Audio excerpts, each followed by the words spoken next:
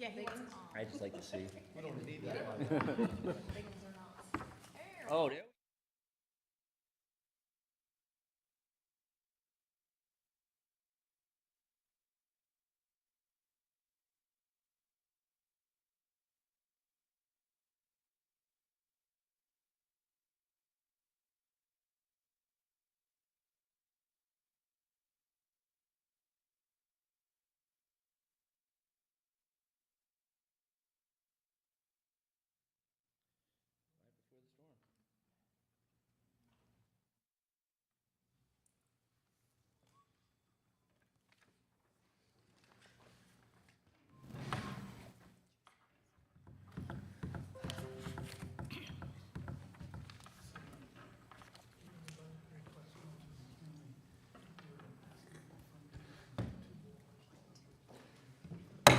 Okay, I have 2 o'clock. We are going to start. Welcome to the October 30th agenda review. We do want to thank everyone for being here, and those that are online, thank you for being here. Central office, thank you all for being here today. Board members, thank you for being here. I would like to take just a moment to thank Russell Clark. I don't see him here, but for his hard work for New Hanover County Schools and all he has done, and we want to wish him the very best in his future. So Russell, we do wish you your very, very best. Also want to mention to board members before we start that actually with our 4-hour discussion we're kind of planning for 2 meetings. Just kind of keep that in your mind if you would, that we are, there may be some things.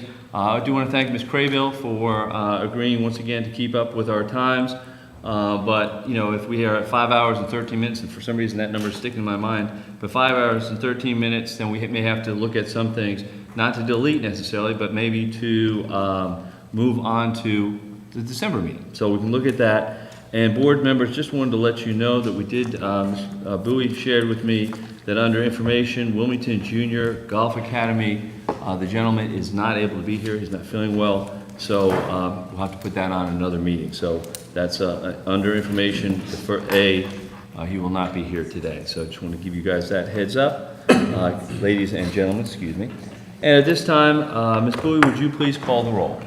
Good afternoon. Pete Wildebohr. Present. Pat Bradford. I am here. Josie Barnhart. Here. Stephanie Craybill. Here. Melissa Mason. Here. Hugh McManus. Here. And Stephanie Walker. Here. At this point, we'll have our invocation. Sovereign God, you are our Lord and the keeper of our universe. Your word reminds us we are your people and the sheep of your pasture.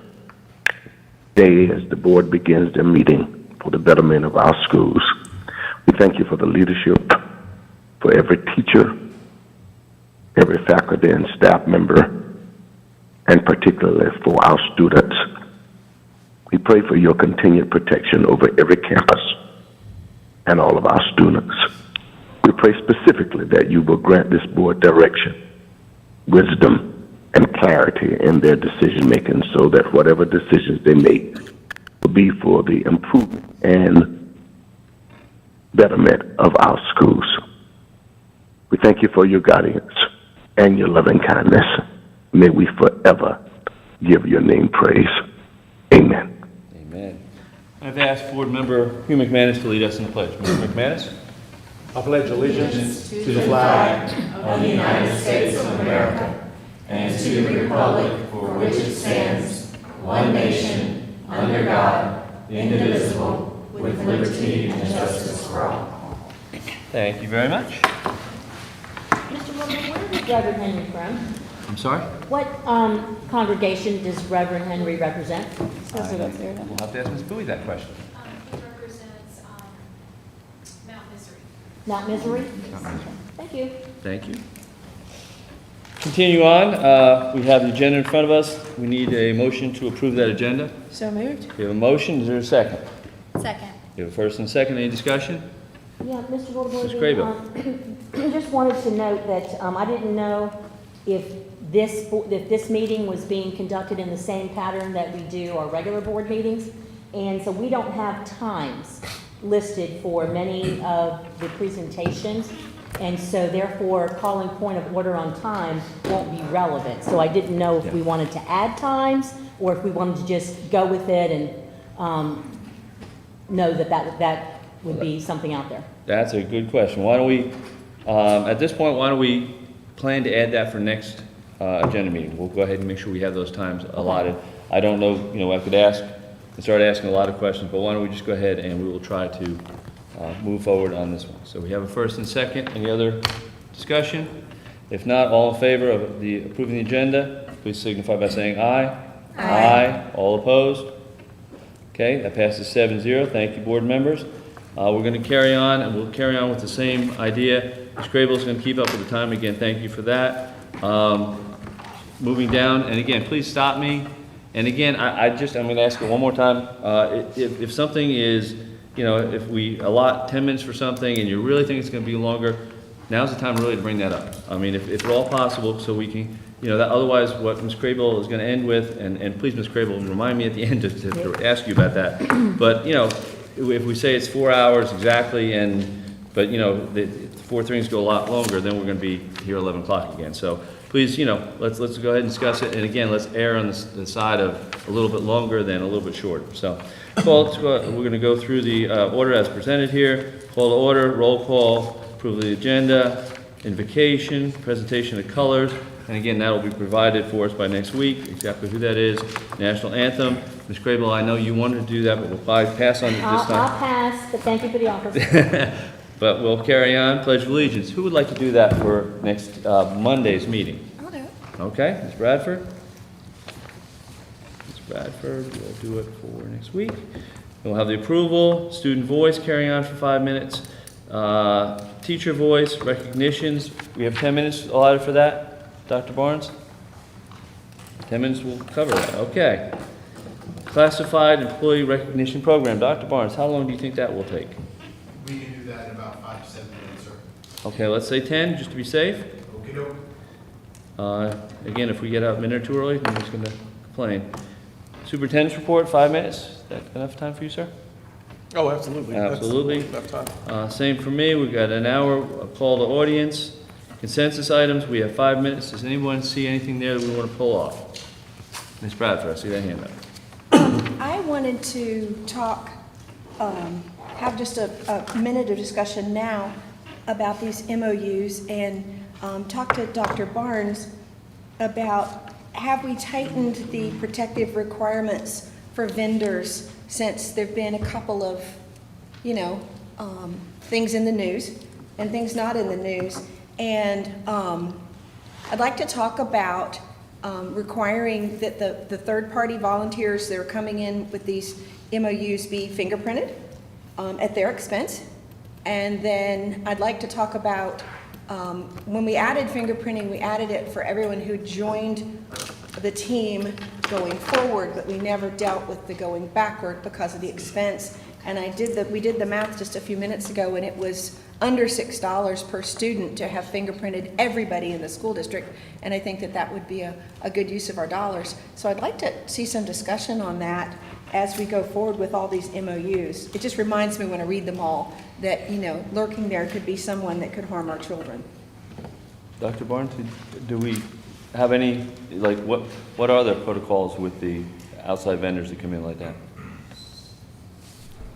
We currently do a background check with all of them, and then they get entered into our system for updates if someone has a current charge that comes on it after we know.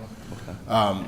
Really, the cost of, the only concern with fingerprinting everybody is the cost. And that is depending on whether you consider that cost prohibitive, it's about $48 total to fingerprint a person. $48 total per person.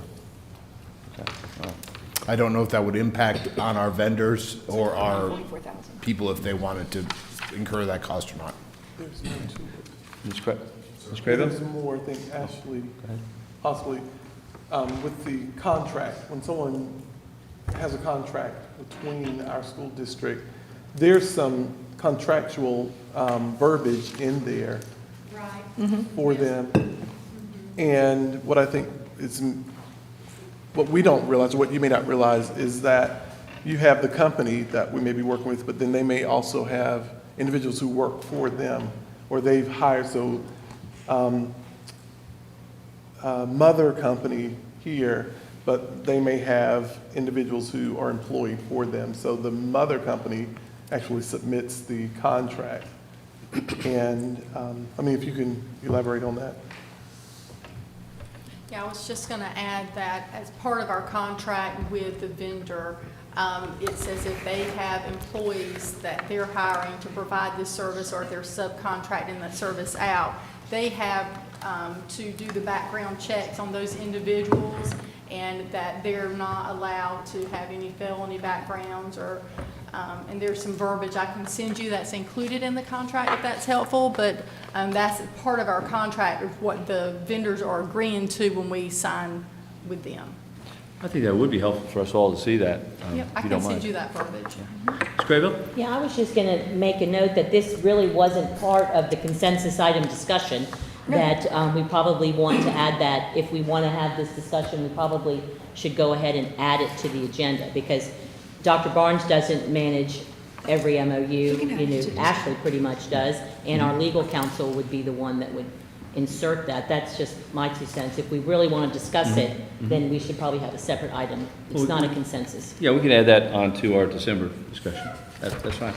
Okay, very good. Any other discussion on the consensus items? Ms. Mason, I'm sorry, and then Ms. I Craybill? need to pull G, Kicker Community College MOU, because I am an employee of theirs as well. Okay, so let's just plan to pull that off originally, and then we'll vote on with the other consensus items, and then we'll vote without you on that. And Ms. Craybill? Yeah, I just had a couple questions that may not have to pull them off if we can answer the questions now. Okay. So I was looking at letter D, contract with Carolina Advanced Digital.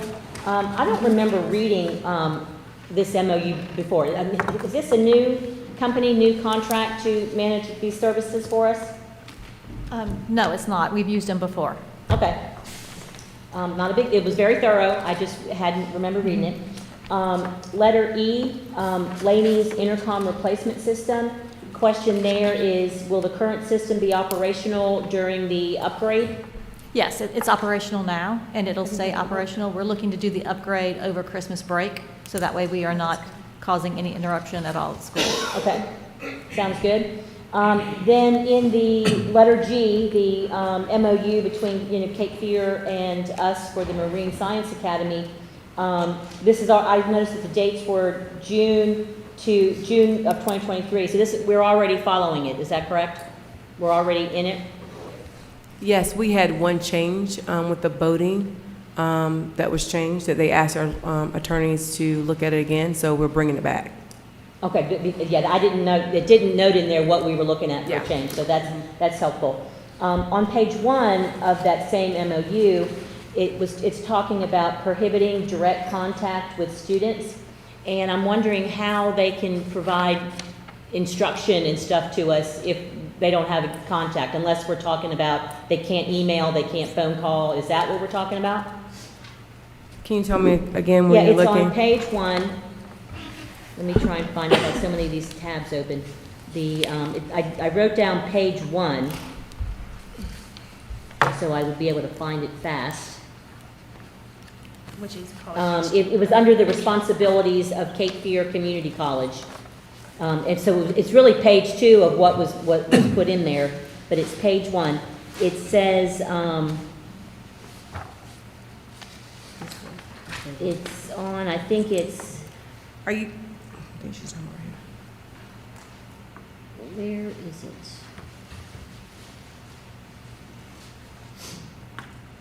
Are you talking about this bottom section where it says that if any of the CFCC employees or contractors who are listed in, Yes. okay, It so those are, prohibits them.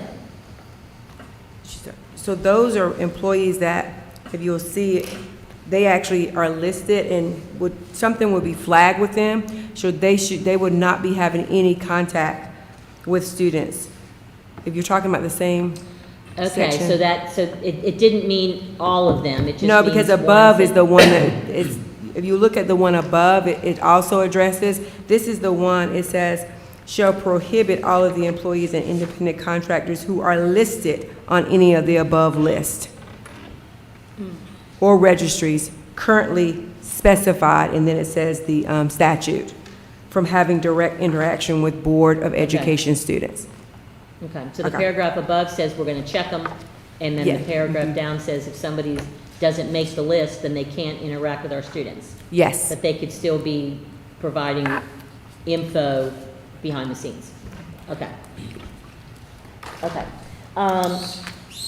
In letter J, the delegation of authority for the, it looks like the sale of seized vehicles, could someone please just describe that process? Because I was reading through, and I didn't know if this was a new process, because DPI is getting out of the sales business, and so now we're in it on our own.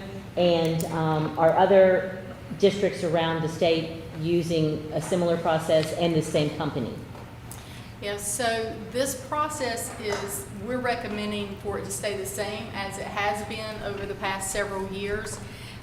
What has changed is the state has moved this process from DPI to the state surplus area, and they actually had to make a change in general statute for that to happen.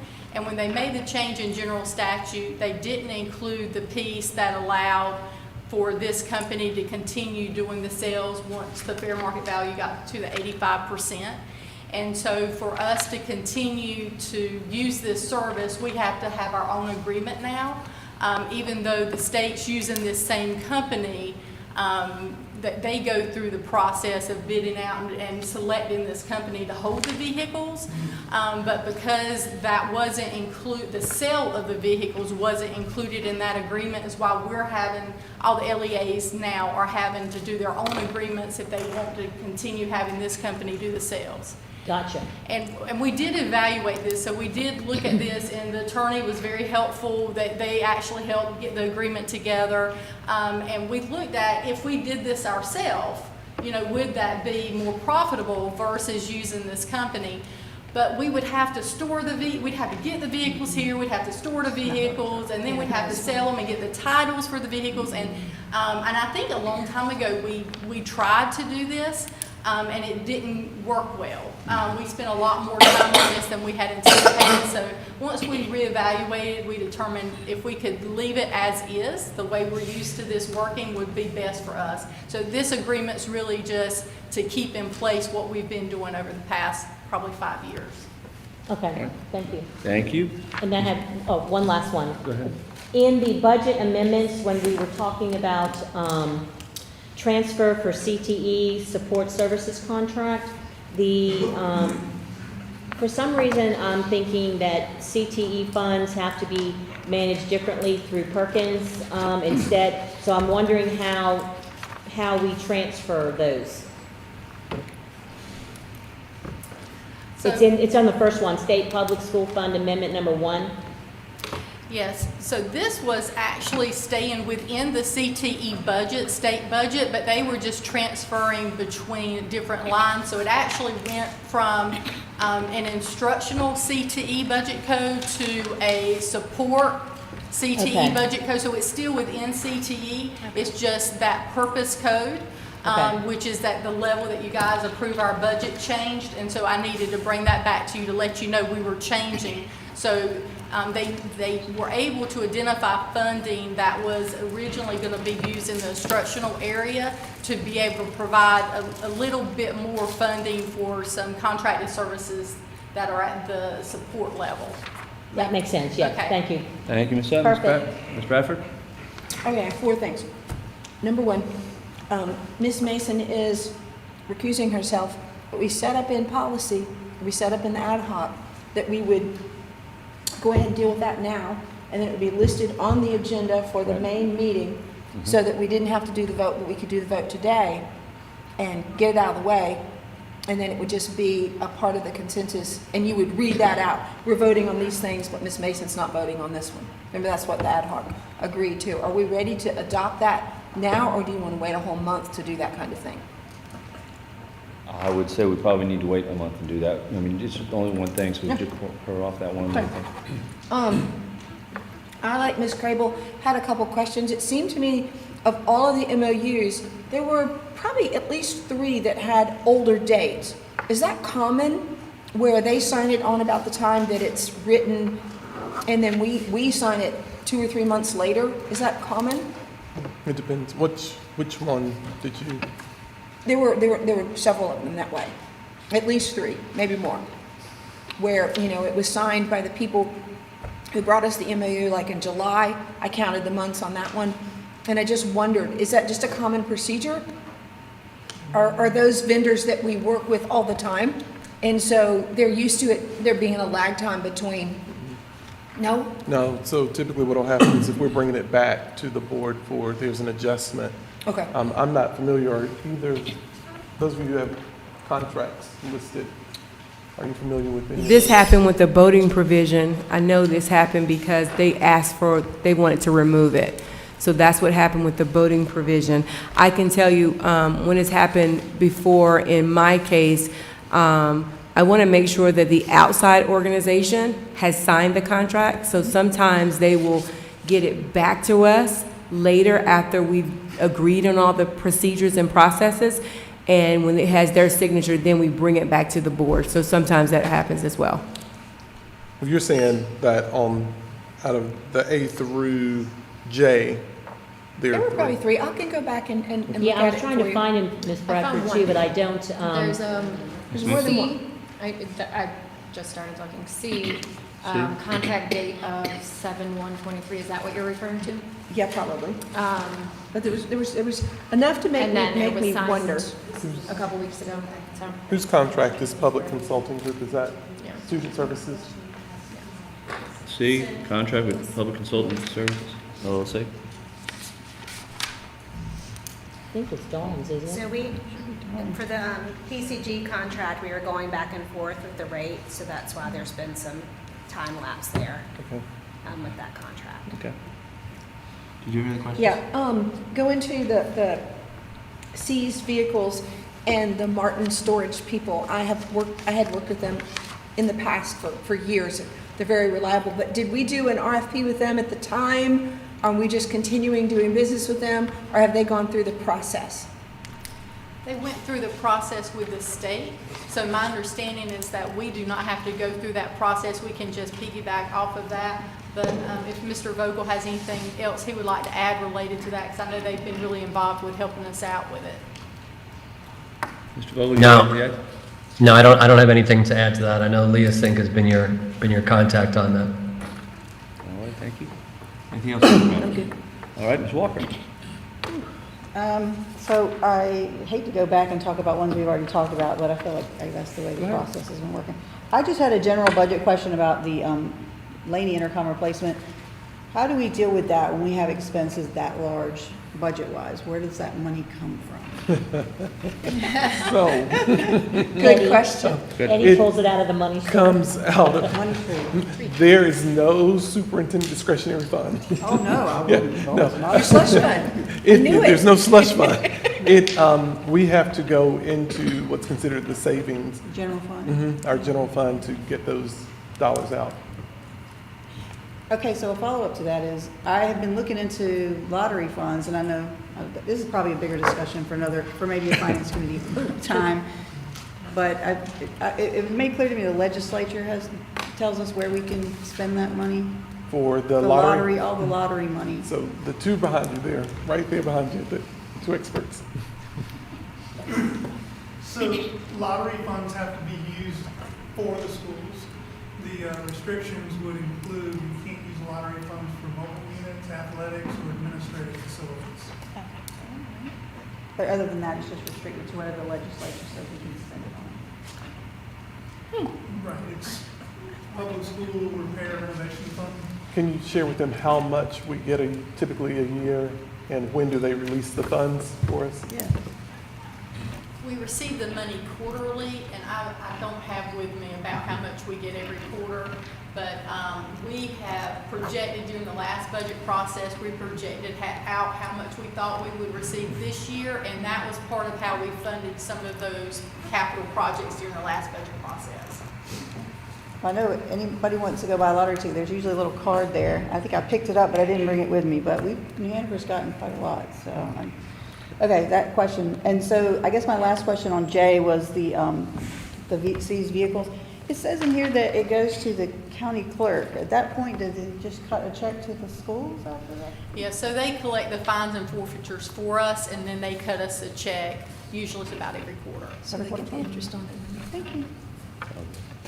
Ms. Barnhart? If I could add, Oh, as go a ahead. follow-up, so in our current capital, there was a little over 1.6 million in traditional lottery and 165,000 in renovations.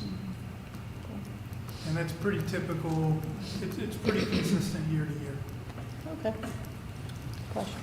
Ms. Barnhart? Thank you, Ms. Barnhart. I didn't have any concerns with the MOUs, but I did want to ask specifically with the intercom replacement. I know that we were named in the budget having some AI security features, and so I didn't know when those funds were going to come and if it would affect the actual intercom replacements at all of our schools, and I don't know if you're able to speak to that or not, I don't know.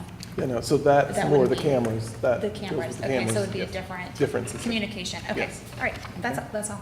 And follow up on that, the intercom's working now, or it's just not working well? I thought I had heard that it wasn't working at all. And so, There was a storm back in August when it got damaged. We've had a vendor out there multiple times. Unfortunately, when you fix one thing, you don't know what other damage there is until you try to use it again. So we kind of had that issue. So the vendor fixed it last week before last, and it's working right now, knock on wood. But it does need to be replaced because of the age that it is, as well as not knowing what else is going to go wrong and how damaged it was. We feel like the better solution is to replace it, and then any working parts or pieces from it that we can take and hold on to and use them as replacement parts for other ones we're going to do. great. Thank you. Any other comments? If not, let's move on to our next piece of business, which is under policy. Policy consensus, we've allotted 20 minutes for that. Is that time sufficient? Do we need more time for that? Ms. Craven? Well, I am going to look at pulling, or we could talk about it right now, policy 2310. Well, actually, policy 2300 and 2310. I just wanted to make sure that folks understood what was in there. In 2300, the only thing added there at this point was the meetings will not go more than 4 hours, so that's pretty obvious. On the other one, 2310, it is moving, it's taking out the words that call to the audience will be at the beginning of the meeting. And I just wanted folks to really understand that if we take that out, that means we can put it wherever we want. And I'm concerned that we would not have had, the public will not get a chance to, it'll be a revolving door of times that we can change it. And, we're concerned that people have to wait too long at the end. So I just wanted to call that to the attention. So that might take some time if we pull that off to discuss under policy consensus. Okay, well, we have 20 minutes. Do you want to say 25 minutes? Oh, and then the other one there, on 3460, this one, what we added in was basically about the diploma, which perfectly fine with. Didn't know if we wanted to just go ahead and approve and put that in, or if we wanted to wait until we had a chance to talk about the 22 versus 28 credits that the state was talking about. I thought that was law, but No, maybe it's not. so the state board has to create language first in theirs, and then we adopt that one. Okay. And then So move it's forward. premature. So technically, they could say 28, and these are the areas that you have to have that fall Okay. underneath that. But it's, and that was me speaking with Senator Lee. Okay. They have, but I mean, on the other side, They should be giving us things probably by January, late December, January, because it actually goes in full in January. Okay. And then in 3460 Oh, also, I'm sorry. with the new, I think it goes into effect 24-25. So that it'll- Computer so- science? Well, computer science, but just backing up one, the 22 credit will be for the current 10th graders. No one else can use it, so it can't be juniors or seniors of this year. Okay, okay. It's in effect for those. Computer science, my understanding is that would go in for Next our. year. Mhm, For yes, everyone? Yes. Okay, so. But not those who are already in, I think the freshmen that would be coming in. Freshmen coming in, okay, so it's premature to even talk about those, let's just go ahead and approve the Yes. 3460. Right. With the one part, okay. And we're waiting, and as soon as the State Board of Education releases the information, we will then be able to have more discussion, but it hasn't Okay. actually surfaced at their, well, I don't know if it may have surfaced at their meetings, but they haven't voted on it yet. Ms. Bradford? How would everybody feel on the policy if, and I looked just now to see if we've been doing it, because if we had, I didn't remember it, but where it says policy consensus, if we listed the policy numbers underneath there on the agenda, and then policies for first reading, list them, policies for second reading, so it's real clear to people what we're going to be dealing with when we get to policy. We don't need a rule or a policy or anything, we can just say, hey, let's just start listing them there. I mean, I know you can click into your computer and see them all, we can, but it just, for me, it would be much better to be able to look down and see those as we go through it in the meeting, because I had a little brain fog last meeting, and I have to come back around to that. So if we just listed the policies under A and B, and if there was a C for first reading, you know, just list what they are on the printed agenda itself. Would anybody object to that? No. Ms. Graybill? Well, sorry. Ms. Graybill? If you list them separately, it implies we're going to talk about them separately. So that's why we moved it under the main department. The policy consensus is supposed to be one item where we take all the things on there and vote them. So if you put them under 1, 2, and 3, it implies we're voting separately, and we're not. Well, Barnhart? to counter Ms. that, Barnhart? under Ms. consensus, we Barnhart? list them. Ms. Barnhart? And that would be my objection to increasing time on this. This is supposed to be consensus in policy. So these 4 changes, it sounds like, to want to discuss them all. And so if that's the will of the board, then to send it back to policy. But I think that this time should be shortened and be able to make a decision. Okay, Ms. Walker? I don't think we have to list them 1, 2, 3, but I am with Ms. Bradford here. I would like to at least see them. I mean, They're on right here. Ms. Walker? Pardon me? They're on right Ms. here. Walker? Well, I understand that, but the point of the whole conversation was so we could just at least see what the numbers were. And I'm not opposed to that, because I'm looking at this sheet right here. It's just for ease of us to know what we're talking about. Like, I don't have my computer in front of me like she does. I came with this. And so even if we don't list them 1, 2, 3, we at least say these are the policies for consensus. I mean, what's wrong with that? Mr. Jim? Ms. Bradford?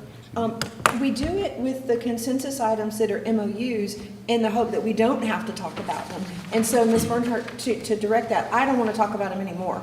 I just would, Mr. Chairman, I would not want to talk about them anymore. I would just want to be able to look down and make sure when I look down before I vote, yes, I want to pass all the policy consensus, I'm looking at what I think I'm doing.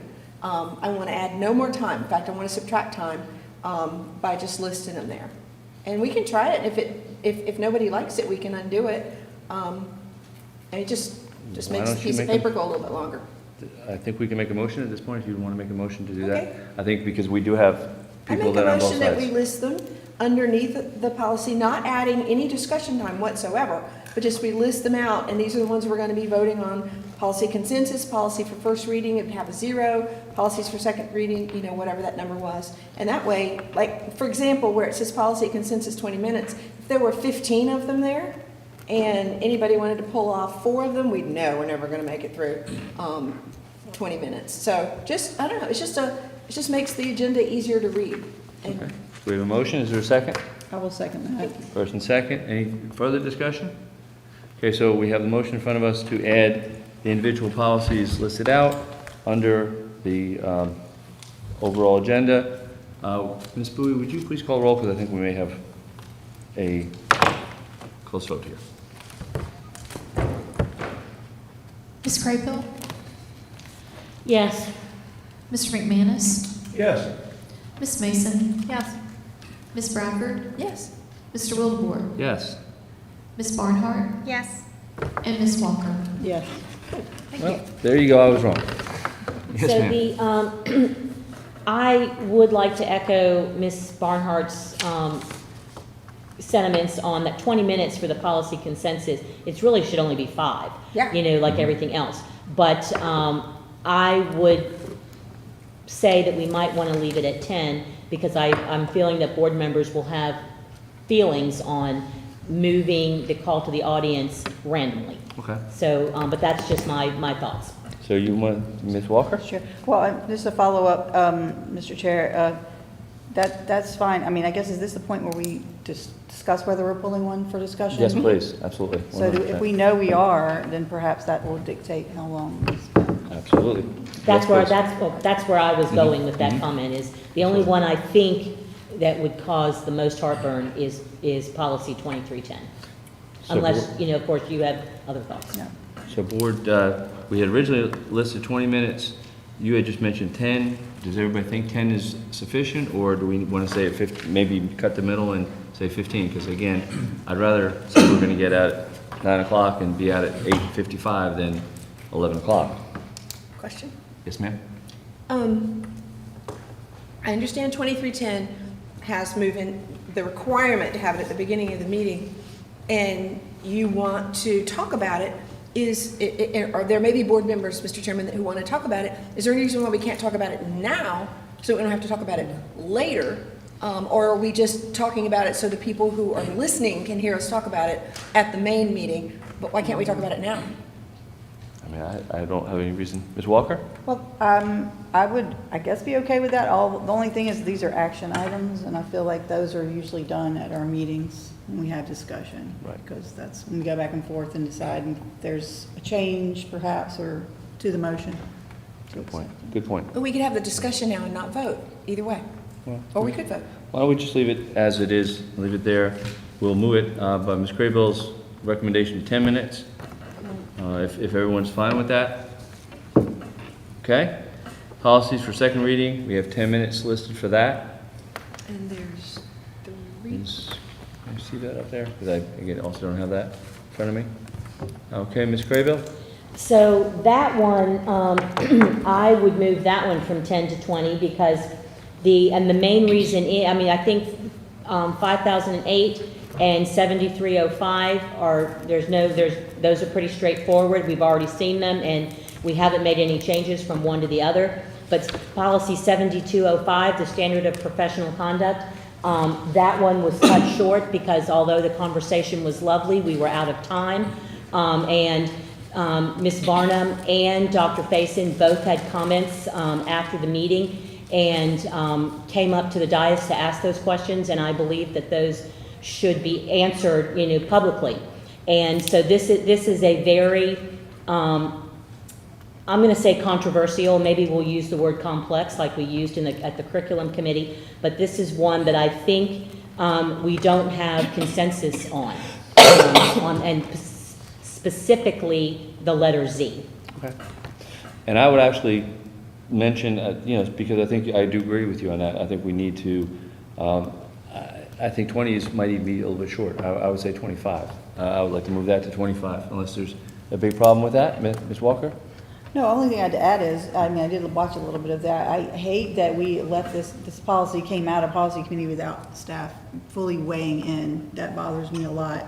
And I feel like that's kind of forcing us to make decisions on the dais when we didn't get all the information in a timely manner. And I understand we want to keep time, but I think there's opportunity to expand time if we had to. And so I hate to push through policy and have it all out here and spend 25 minutes when we could have done a lot of that work in policy. So I'm just adding my opinion on that. So I agree with you, longer the better. 25, Ms. Barnhart? Mr. Chairman, the policy committee met and they approved the agenda, they approved the time constraints of it. So as far as speaking to that, if it's the will of the board to send it back to policy, that is what it is. However, just because there might be a distinction of vote does not mean that we can't take action as a board. So the committee itself has met and no changes were made from month 1 to month 2. And as far as fellow board members, I had some board members reach out. They wanted to see stricter language in the policy. Some other board members were vocally against having this. Coming down to a split decision vote does not mean that we should discuss it. I don't think it needs 25 minutes because having the discussion and having a difference of opinion does not make it right or wrong. It makes a difference of opinion. So with that. Then I would like to make a motion at this point in time that we send this back to policy and let the discussion occur at the policy committee meeting and not 25 minutes of our regular meeting time. And if any board members want to come to the policy committee meeting, then they're welcome to do that, just like we're welcome to come to any committee meeting that we have. Absolutely. So we have a motion. Is there a second? I would like to second that. We have a first and a second. Any further discussion on that? If not, I'm going to take a shot that we're going to need it again. So, Ms. Bowie, would you call roll, please? So, again, the motion in front of us, Ms. Crabill's motion to put Take 7205 off of the agenda. Off the agenda for today and move it back to policy committee. Ms. Walker? Yes. Ms. Barnhart? No. Mr. Wildebohr? No? Ms. Bradford? No. Ms. Mason? Yes. Mr. McManus? Yes. And Ms. Craybill? Yes. Okay, am I counting that as defeated 4-3? So it will remain on the discussion for next week. Did you vote yes? I voted yes. She voted yes. You did vote yes? Yes. Oh, my goodness. I take that back. I said yes. I heard a All right. yes. I said yes. I wrote you down then incorrectly. So that is accepted 4-3 and will be moved back to policy. So we will remove policy 7205 back to policy committee. So then we can also reflect that in our time. I think we can move that back to 10 minutes. I think we could move it to 5 personally. I agree. Okay, we will move it to 5. 5 minutes.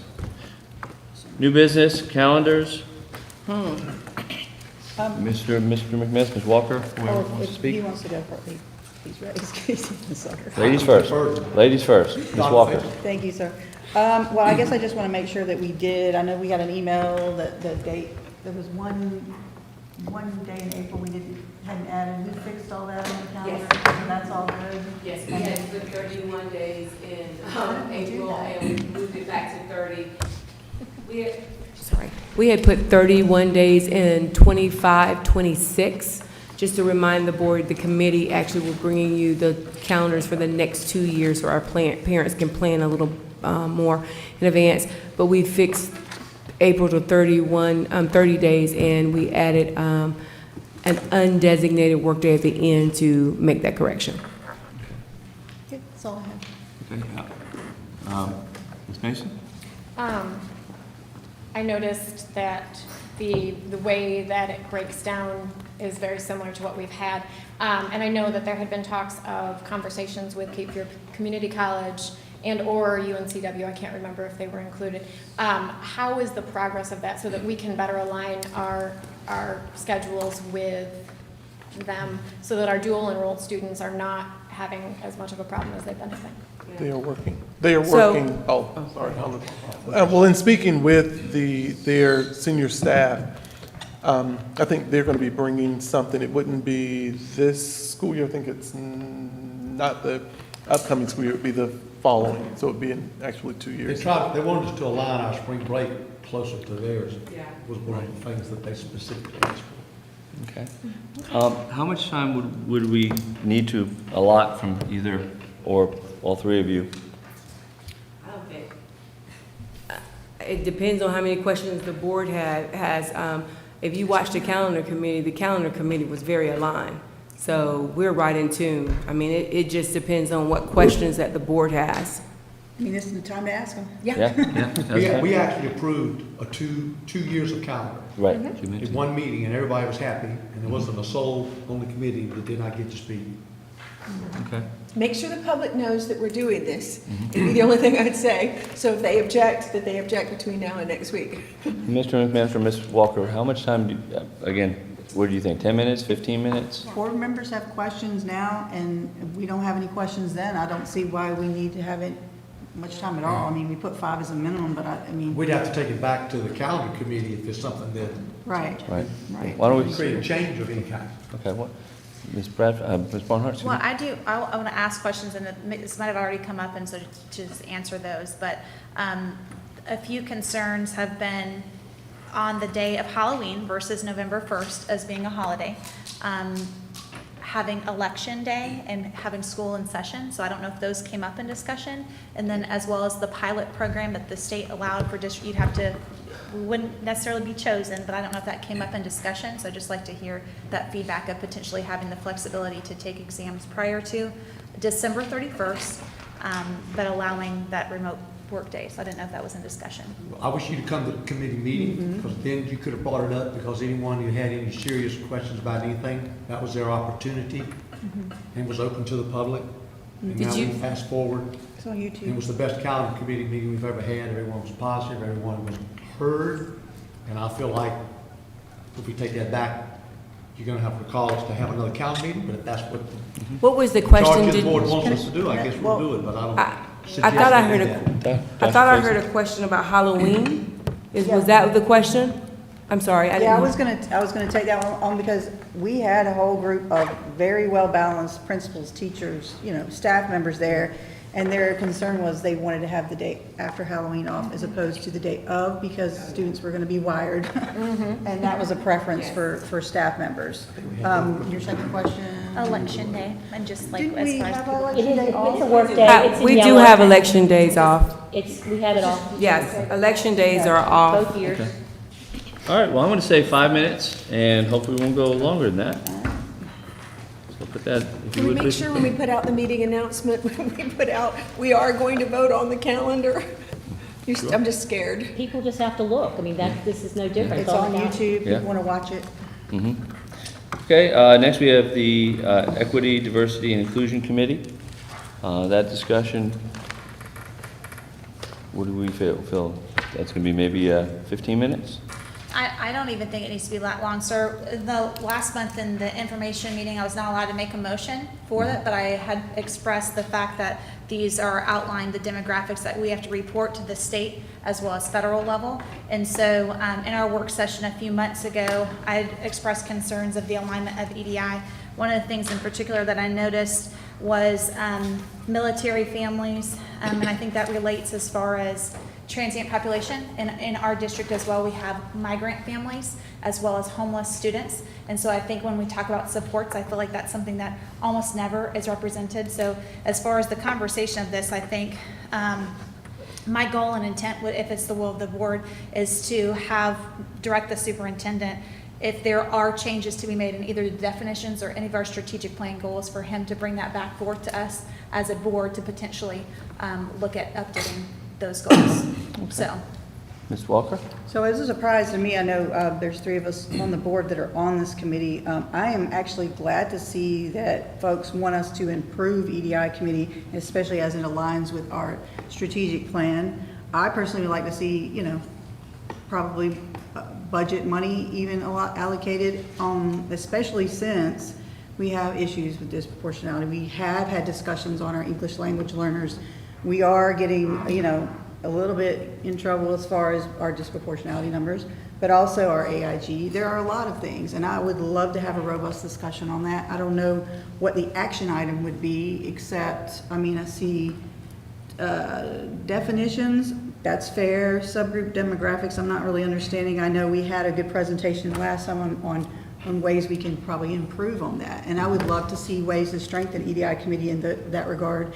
The folks that continually come, do bring some really good important information, especially as it comes to EC children and our English language learners. I really hope this is something that is a good, robust, and genuine discussion, because I would like to see it improve. Well, and you just mentioned 3 times the word robust, which I think is a perfect word. But I don't know if the 10 minutes would be enough time for that then. So do we want to expand that? I'd rather expand, again, I'm saying the same thing 17 times. I apologize for that. It's okay. But I'd rather say 15 minutes and have a robust conversation for 15 minutes then say 10 minutes, and we're like at that edge saying, "Ooh, I wish I had another minute to speak about something." And I would just say, I would invite committee, board members to come to our meetings. Mhm. Because, I mean, if there's stuff to discuss, then we can definitely have room for that discussion. And it Okay. should be added to the agenda. I'm gonna go to Ms. Crable, because her Yeah, hand and was up. I was just thinking that if this was important, then why wouldn't, Ms. Barnhart want to come to an EDI committee meeting and talk with the EDI committee and the 3 board members that are there, rather than what I thought I heard her say was direct the superintendent to do something with the strategic plan, when the EDI committee hasn't even had a chance to weigh in on that. So, my suggestion would be, let's, if that is what Ms. Mason, who's the chair of that committee, and her subject matter expert, Mr. Johnson, and the other 2 board members on the committee, let them, take up the concern and invite Ms. Barnhart to come and give her concerns to the EDI committee and not circumvent, upstanding board committee's work. Ms. Mason, why don't you, if I get your opinion, since it is your committee, you are the chair of the committee, not your committee, but. Anybody's welcome to come at any time. Okay. And if you have any questions, if you want anything put on the agenda, you contact me, you contact Malcolm. Okay. I don't mean for Jim Spot. Ms. Bradford, then. I'm sorry, Mr. Johnson. And this upcoming one is a joint committee meeting. It's CREC and EDI this coming, which is the 8th. Community Relations Advisory Committee, I was just helping. CREC? Yeah. It's hard for me. Ms. Bradford, then Ms. McManus. I had similar concerns to Ms. Barnhart in that I'd like to see it align to take into our multi-language students. I've brought it up a couple of times now, and we're going to talk about that in finance, but if there's resources that can be reallocated, because in talking to parents and teachers and those in the schools, the multi-language students are exponentially growing much faster, I think, than we're keeping up with. Yep. I've seen some panic in some eyes when we talk about that, and that means the support for those students needs to be addressed directly, which was why the point of directing the superintendent to look at alignment.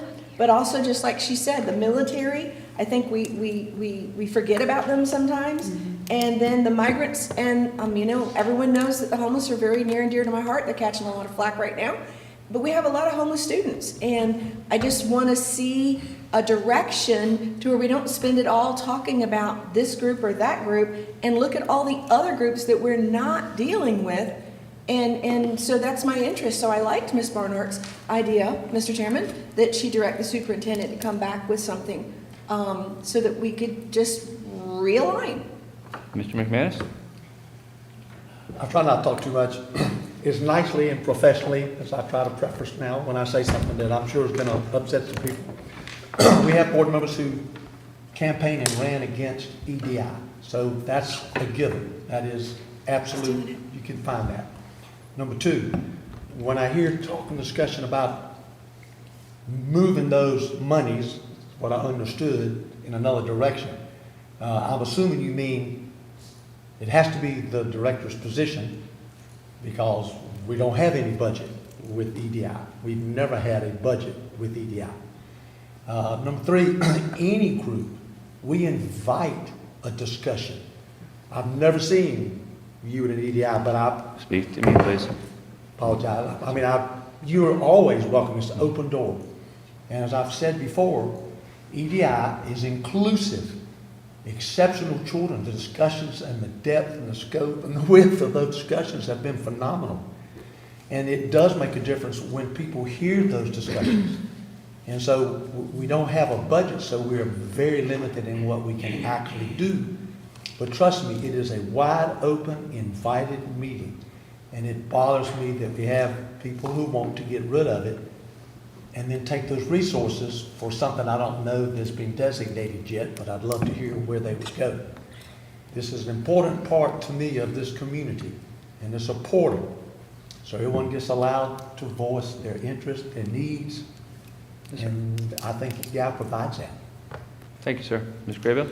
Yeah, I just wanted to add into the discussion that when I first saw this on Friday on the agenda, I was a little taken aback that it was on there and not at Ms. Mason's request. So I went back and looked at some of the previous notes that I had taken over the years, and back when Ms. Estep was the chair, and she was the one who formed this committee. And something I wrote down in my notes a long time ago, that her comments were, we are interested in everybody behind the starting line, not just any one subgroup. And EDI has sort of taken, this is my opinion now, I'm not quoting Ms. Estep. We became so focused on race that we lost sight of the fact that we have all these other groups. And that she said, this is back to what she said, was the intent was to expand the conversation to include, our EC children, our AIG students, our migrant students, our English as a second language students, kids with social and emotional, learning, challenges. So to just have a carte blanche, say, direct the superintendent to do something without us really talking about it in a board committee that we established. Maybe we need to change the direction of the board committee, I don't know. But I would hate to start directing the superintendent on something that we haven't had the robust discussion in the appropriate place. Ms. Barnhart? Mr. Chairman, that was the point of my trying to put this on the agenda with this. Committees work at the will of the board. And so looking at this, I thought this did a great job encapsulating what we should be focusing on. A few months ago, I had asked the chairwoman about if she felt that she needed to continue the EDI, and the answer was yes. And so hearing that last month, hearing the demographic presentation of the subgroups, that to me, that was the light bulb moment of saying, this is what we've been talking about, and I feel personally has been missing. So this is not a discussion of end or finish or whatever. I think that going through the lens of this, which is what we are required to submit to the state and the federal, I think it's very important. And so as far as re-looking at the scope of the direction of the definitions and the strategic plan and encompassing all of this, I feel would be a value add to the district, and that was my intent behind the action item. It was not to circumvent anything. And while I appreciate the invitations for all the committee meetings, we have appointments and assignments for a reason. And it's working with one another to do those things. We all cannot be at every single meeting or else it'd be board meetings all the time, which is great. But that was the intent behind the discussion. That's the intent behind having them listed. That was the light bulb moment that I had last month, but was not able to take an action item on because it was under information. So again, that is where, in my head, the direction of the conversation is going to help the realignment. And I absolutely think the superintendent, I think the chairwoman of EDI, as well as Mr. Johnson, would be the go-to people if there are changes that need to be made, to make those changes and bring them forth before the board. Ms. Walker? Mr. Chair, thank you. Well, I guess the surprise, I would say for me, was that I've not had any conversations. I am on EDI. We have 2 other members that are as well. And if there are concerns, we can have conversations, come to meetings. I know we can't come to all of the meetings, I get that. But at the same time, if it's worthy of an agenda item and a robust discussion that is worthy of the discussions with the people actually on the committee, and I know other folks on other committees, they probably have conversations with certain folks and maybe not others, but this is kind of the wheelhouse that we are in because we are on the committee. So I think that was kind of missed in this conversation, and I'm happy to strengthen, realign, have discussion on strategic plan, especially since we as a board adopted that strategic plan years ago after months and months and months of a company coming in and asking all the questions of the community and the staff members and everybody. They're fair questions. Let's make it stronger. Let's figure out how we can address some of these issues. It's just, it felt like it was missing here when I've not had a conversation, and neither has any other committee members. So I guess in future, I would just say if there's discussions we had, I would appreciate the conversation first. Okay. Heads up. Mr. McManus, then Mrs. Bradford. Can we let we just move this to the December meeting? This discussion? There's no reason, again, we can do that if we, Like after the EDI committee has Yeah. a chance to. you want to make that motion, sir? So moved. Okay, is there a second? So the motion, again, Mr. McManus, is to move the discussion of the EDI committee that is under new business B to our December board meeting. Is there a second? Second. Well, I guess, Ms. Graybill? Okay, we have first and second. Any further discussion? Yes, Ms. Bradford? Mr. Chairman, I watch the EDI committee meetings, and I hear the complaints that there's no money. And so it's a little shocking that to bring a suggestion for a possibility of bringing more money in, I wasn't suggesting we take money from something. I was saying take something from somewhere out here in space, maybe the slush fund, and move it into EDI so that we could put some resources towards these things that we just listed. And everybody said exactly the same thing, that we talked to, or we look at what Ms. Estep said when she was chair, and she wanted it to not just focus on just a couple of groups, but to focus on all the groups. That's what I'm saying, and that's what Ms. Barnhart is saying, and a refocus. And if we don't do that at the board level, that's what we're here for. That's what we make the big bucks for, is to do that at the board level, instead of coming to a meeting and saying, hey, I think you people need to realign. It's just got to go right back to the seven of us. But I mean, this isn't like some nefarious trick to, destroy the committee. Actually, Ms. Mason said she wants to keep the committee. So within that guideline, if we redirect, if we find some money and we can start to support the multilingual families and the students and the migrants and the homeless and the military, and get them a little bit more attention than they've had for this last year. I've been watching those meetings because I'm not seeing them getting a whole lot of attention in those meetings, and that would be my desire. That's why I seconded this motion, because I wanted to see it addressed, and I'll say those same things when we talk about it in December. Can I make a correction? Yes, sir. So just for the record, we do have money for MLs. That's part of federal dollars. We do have money for homeless. That's part of federal dollars. Yay. We do have federal dollars that are attributed to a lot of groups. So I don't want you to think that there's not finances there for them. The committee overall does not have a budget, but that money goes to schools, and a lot of it runs through student support. So we have to provide for our McKinney-Vento students. We provide transportation for those. It doesn't matter where they are in the district or outside. They can be outside the district. If they are based out of here, we provide services for them. So I don't want it to go out to say that we are not providing. We do provide. There are federal dollars that accompany that. Ms. Barnhart, then Ms. Walker? Mr. Chairman, the only concern I have with bumping this to December is that's when we have to allocate for our budget and prioritize.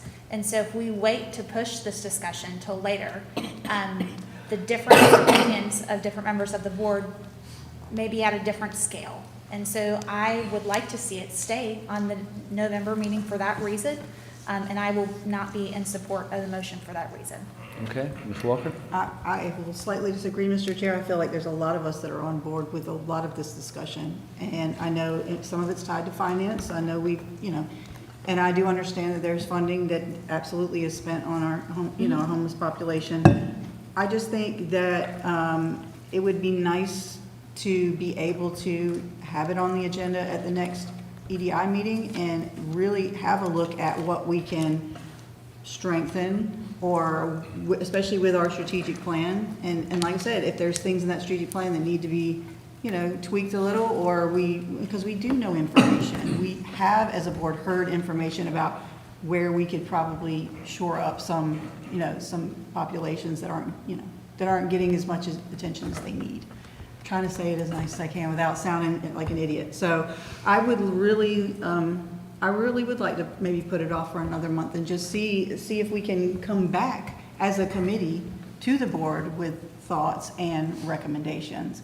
I don't know what an action item would mean, directing the superintendent to do I'm not sure what you would do. I mean, would you come to the committee and talk with us? Like, these are the questions. So I think it would be fair for us to at least have a discussion with the committee itself and, bring back the concerns of the board and see what we can do in December. That's me. Mr. McManus. I can't apologize for being suspect, because I was not aware of any of this. Wasn't even aware it was going to be on the agenda until the last minute. And so I would like to have thought that out of professionalism, that those of us who've been on the committee for 3 years, since we were elected, that would have been shared, and then maybe this discussion would have been a 180. But it wasn't. It was just thrown out. And so I am suspect. And that's why I wanted time maybe to find out where we are and where we aren't. Ms. Mason? I am flexible either way on this. I think that were we to have a discussion as a board, we could share that information with the EDI committee. Hear the viewpoints of all of the board members and share that, and then come back for the following month with, the thoughts and the recommendations from that committee. I can also see the other side where we want to get the voice of the EDI committee and share that with the board. So I think I could go either way on this. I don't think it's unreasonable to discuss it now, and I also don't think it's unreasonable to hold off until December, though I do see the concern for the budget. And you said the next EDI meeting is November 8th? Yes. Correct. Okay. Mr. Scribble, did you have your hand up? Yeah, I was just wondering, at some point, we do have a chief EDI officer. And to kind of go through all of this discussion without even hearing his voice seems a little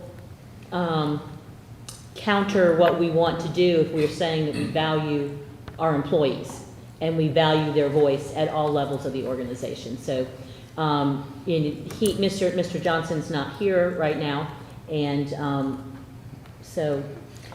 And just a question, because I have noticed his absence quite a lot lately. He's at a school right now. Oh, well, that's a good place to be. Yes, That's a very good place to be. Filling in for me.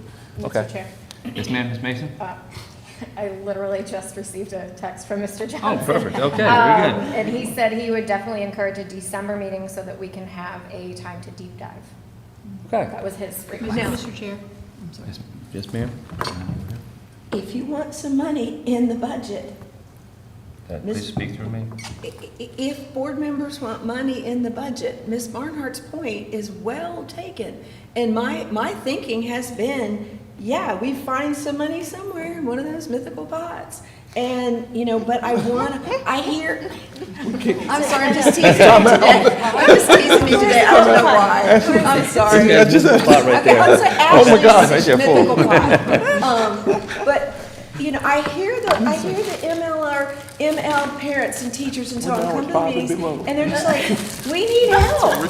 And there's no way to give them any help unless we bring some resources over and we just do a little bit of direction to where all the other population gets served, yeah,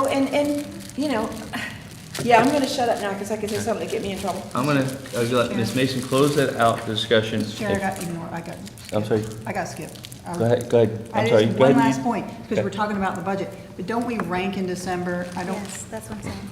We would put it in Right, I understand that. I mean, consistently since we've had the strategic plan, EDI has been ranked at least third or fourth, I think, every time.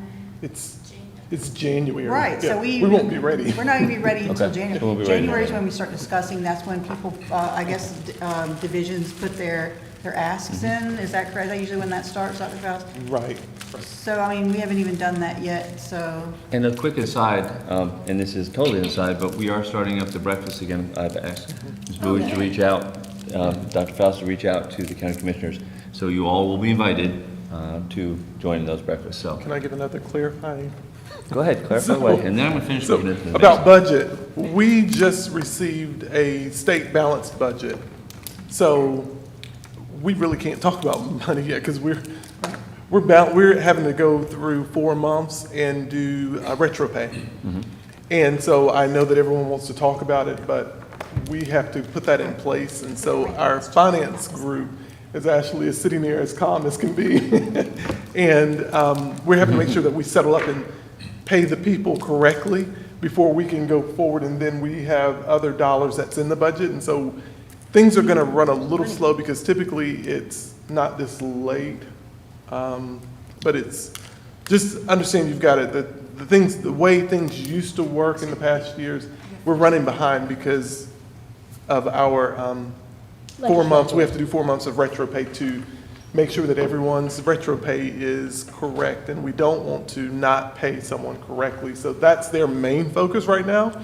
And everything else is in set, like everyone, their budget lines that pull out and make sure that it works. But just to actually be able to do it, I'll be honest with you, we would be overwhelmed if you said, hey, we need to rank a budget right now, because we hadn't even literally settled our current budget, and Ashley is chomping at the bit. So I'll just add one additional layer to that is, when we built our budget, of course, we had to base that on estimates. So we estimated what we thought we would get from the state and from the federal government based on some planning allotments that DPI provided. And so now we are just now starting to get the actual allotments from the state to be able to compare to what we thought we were gonna get, to be able to determine if we got the money we thought we would get, if we're gonna have to readjust. So once we get through that piece and we know if the revenue actually came in as we thought it would, then that gives us a really good starting point for building the budget, because then we know going into that. Because the next step is you got to estimate those same revenues for next year. And so to know where we landed this year is helpful before we start estimating for next year. Ms. Walker? Dr. Faust, would it be okay, I know last year you guys kind of gave us a kind of a timeline of how the budget's going to work. It'd probably be easy for everyone to kind of, in their minds, like understand how. We will definitely get that to you. Okay. Yes. Help us. And Ms. Mason carrying it home, and then we're gonna vote. I want to ask a question about what they said. I don't know if this is a possibility, but would the other members would we generally be comfortable with making this, if possible, a non-actionable item? Would that be something that would make it a little bit less of an issue? Yeah. So you mean keep it on what? Keep it on the agenda. Keep it on the agenda for but next make week. it non-actionable. And that way, we're giving our feedback, but not making any decisions. And then we can bring it on to And then December. bring it again into December. Mr. Is that McManus, are you reasonable? willing to change your? I yield. Well, okay, so you're willing to do that, okay. So would you please restate that new agenda, the amended? Where would it be put?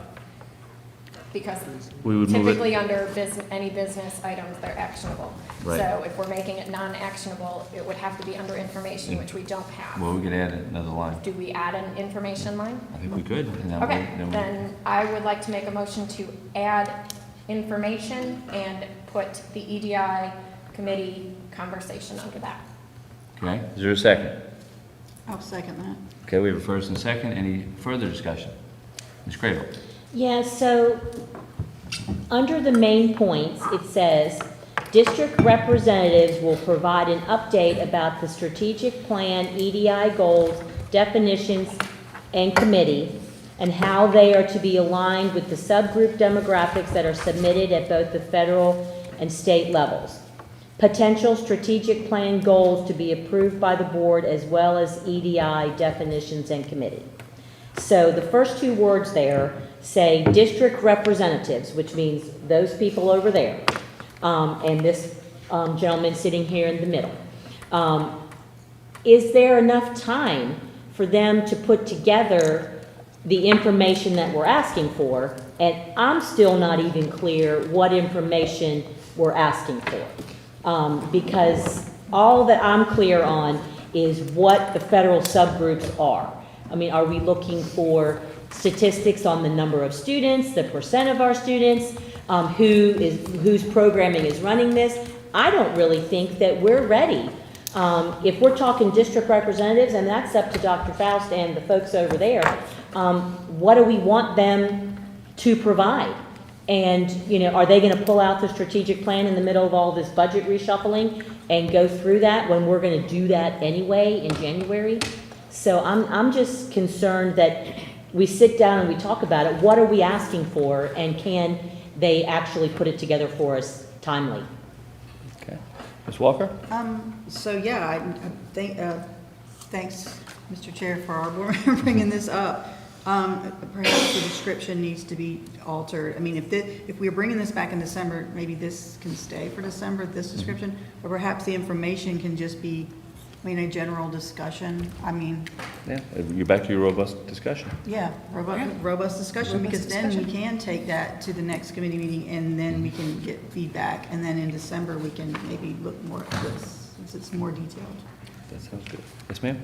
With the change of the motion on the table, information is supposed to be for today's meeting and the agenda review. So if Ms. Mason is so inclined, what she's saying is to move this to the information for December. So this is not going to be on the November. No, it would be for the December meeting is what I'm saying, because changing it into information, we're going to hear presentations on all of our information items at the very end of this meeting.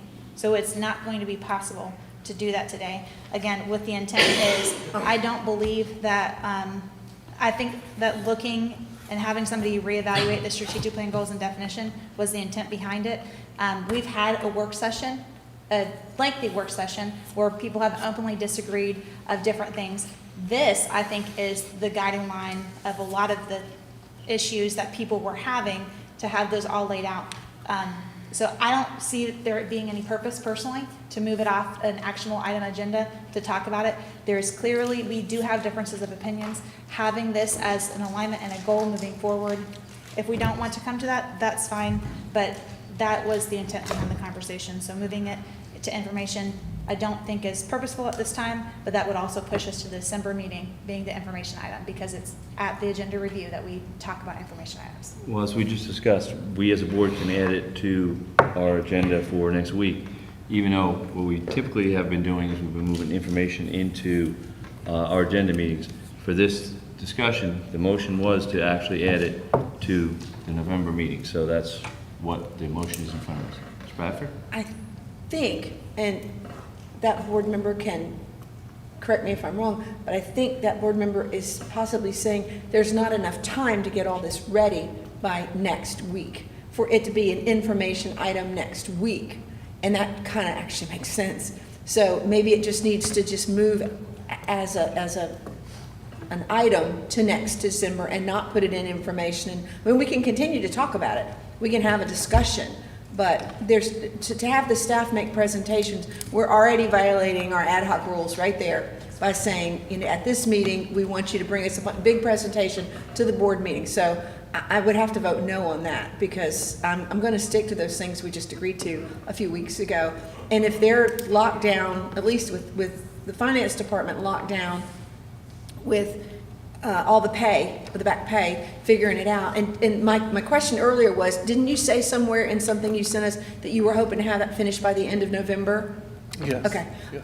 That was my question earlier that I didn't get to ask, but it just seems to me that we just ought to pick the whole thing up and move it to December, rather than try to have an information next week when staff has to prepare for it, and that violates the rules that we just passed.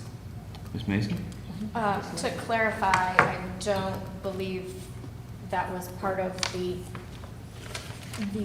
in discussion, some other board members have brought up that the district representation we should probably not have a presentation, that it would solely be discussion. My point in bringing that forward as a suggestion was to find compromise, to find common ground, and to find a way for us to have discussion without interfering with the work of other committees. That was my suggestion. If the will of the board is not to do that, I am fine with that, but that was my suggestion, to find a compromise so that we could do things the way that the board wanted. Okay, Ms. Walker, why don't you take us home and then we'll vote. Okay. I mean, the reason it seemed to fit better under information to me was because if we were having a discussion that we want to take back to the committee, we as a board can have that discussion. We've had some of it today. Yeah. And it's clear to me that there are some things we do all agree that we should be addressing in EDI.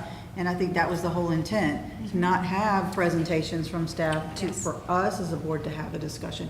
And that helps us as a committee, when we go into committee, to go, okay, this is the board's concerns, let's talk about it now, in preparation for December, perhaps. So I'm still okay with doing that. I know kind of I guess it's information, but we don't have an agenda category that says discussion, I don't think, so Yeah, that's where it would fit, Mhm. right? So, Okay. So again, just to highlight Ms. Mason's motion that Ms. Walker seconded, to have a robust discussion amongst board members. That's what I just heard from both of you all, first and second.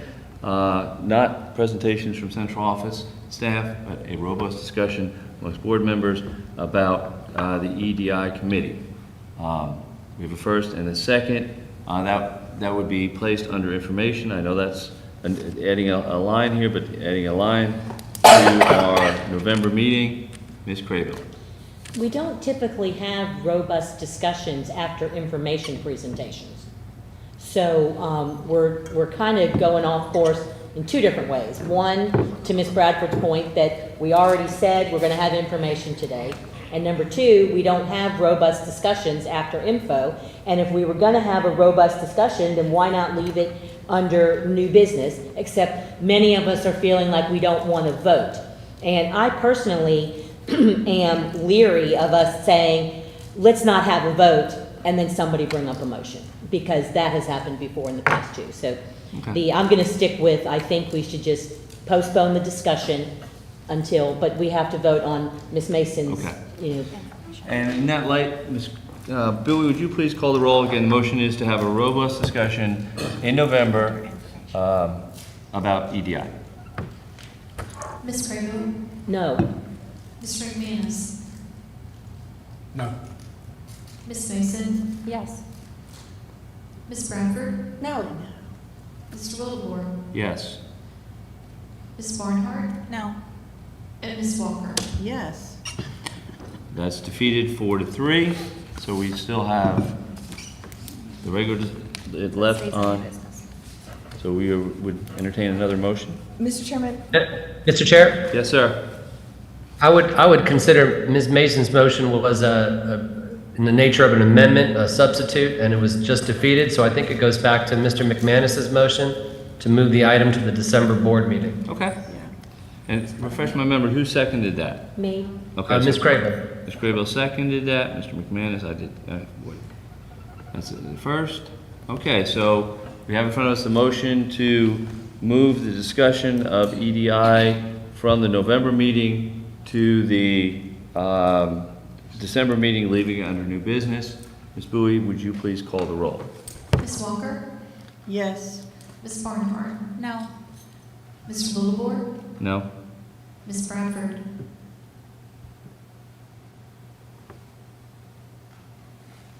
No. Ms. Mason? Yes. Mr. McManus? Yes. And Ms. Craybill? Yes. 1, 2, 3. So that passes 4-3. So we will eliminate the EDI discussion from our November meeting and add it to our December meeting. So that takes 15 minutes out. Moving on. Mr. Chair, may I just have one point of clarification? Yes, ma'am. So if we are going to be discussing this in December and folks on our board clearly have stuff to discuss and we can't discuss it this next meeting, can they please let committee members know what they want us to bring up at the committee meeting and not leave us out of the discussion? That's all I'm asking. Very good. Thank you, ma'am. Our next topic is Title IX Committee. Ms. Craybill. Yes, the purpose of this is for us to give a status update on the Title IX Committee and recommend action for whether to continue to have this committee or to disband this committee. Okay, how long do you think that conversation should last? I have 10 minutes. Alyssa, Ms. Mason, you think 10 minutes? 10 minutes. Is there any discussion? Yes. Ms. Bradford? Could we just have what was just said repeated, because I can't get it to come up? I'm still stuck on the last one. It won't, my computer won't pull that one up, and I didn't quite follow what that board member was explaining was gonna happen. And, I'll just read it. if it's gonna have information from staff, then we should be having it today. There's going to be no information from staff. It is going to be, it says, board member and Title IX Committee Chair Stephanie Craybill will review the current status of the Title IX Committee and its goals. She will recommend the next steps for the future of the committee. There will be no presentations from the central office staff. Ms. Walker? So I guess, are we to know what that recommendation is now, or do we have to wait until next week? Because, I mean, there are discussions to be had about why we would do away with the Title IX committee. I mean, if we don't need it, we don't need it, but there's a reason why it was there from the get-go, and obviously had a lot to do with things that happened in the past. I agree. And And so that- I'm not really sure it's a good idea to do that at this time. So, I mean, I'm not saying it's not my vote. I would like to hear, but I would just, Ms. Craybill? Yeah, we are going to recommend disbanding that committee with a stipulation or two that we would like to discuss. And I have the goals that we talked about, why it was set up and the history of that committee. So that will all be presented to you, but that is going to be our recommendation because we've met the intent of what the committee was put together for, and I'm happy to outline all of those. I can do it now if you want, but then we're going to have the discussion at that meeting. So that, and it is new business, and we do want it to be actionable. Ms. Bradford? I would prefer to have the conversation start now so that I have between now and next week to think about how I'm going to vote. So, because this is, I had no idea. So I'm going to agree with another board member that I'd like to start that discussion now. Would you mind? Are you available? Ms. Barnhart? Yeah, and I was, you mentioned the documentation that you're gonna bring to us. I just didn't know if is it just not ready? Is that why it's not attached? There's not going to be any documentation. I'm So going to tell you. You're just gonna verbalize it? Yes, You can, yes. okay. But not writing it down for us? just Okay, verbalizing so it. I can write it down if you want me. I'm going to verbalize it right now. If you want me to write anything down to clarify that, I'm happy to do that. So basically, the Title IX committee was formed right after the allegations from the DA's office that we had not reported appropriately. And so Lisa Estep was the chair at the time and formed the committee. So it had 3 prongs. One was to hire a qualified Title IX coordinator. 2 was to develop policies and procedures that were going to be uniformly enacted throughout the district. And 3, to provide education to our staff and our students about what Title IX was all about. Title IX, if you look in our policy about board committees, it talks about making sure that everybody has equal access to programming, and that never got updated to include the fact that Title IX also includes sexual harassment and gender-based harassment. So those were, the goal number 1, hire a Title IX coordinator. We did. We hired Jarrell Lewis, one of the most competent people in the country on K through 12 Title IX issues. And in fact, Jarrell was looked to as a leader, and he tried to put together a support group, and it turns out that he was providing all the support because he was that knowledgeable. Number 2, his first thing here was to put together policies and procedures. So we immediately enacted those based on the guidance that was in play when he was hired, and that was under the Trump administration. The 3rd was the education. We invited in all community members, community partners who were interested in being on the Title IX committee, so that they could talk, including law enforcement, so that they could share what services they had that they were already doing in our community and how they could help us. So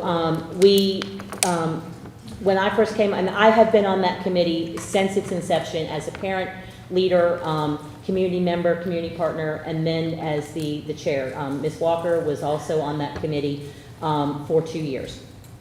So we put together the educational programs for our staff, and our committee developed a survey that was approved by the board so that we could find out what we needed to find out, and we could find out and have that direct our work.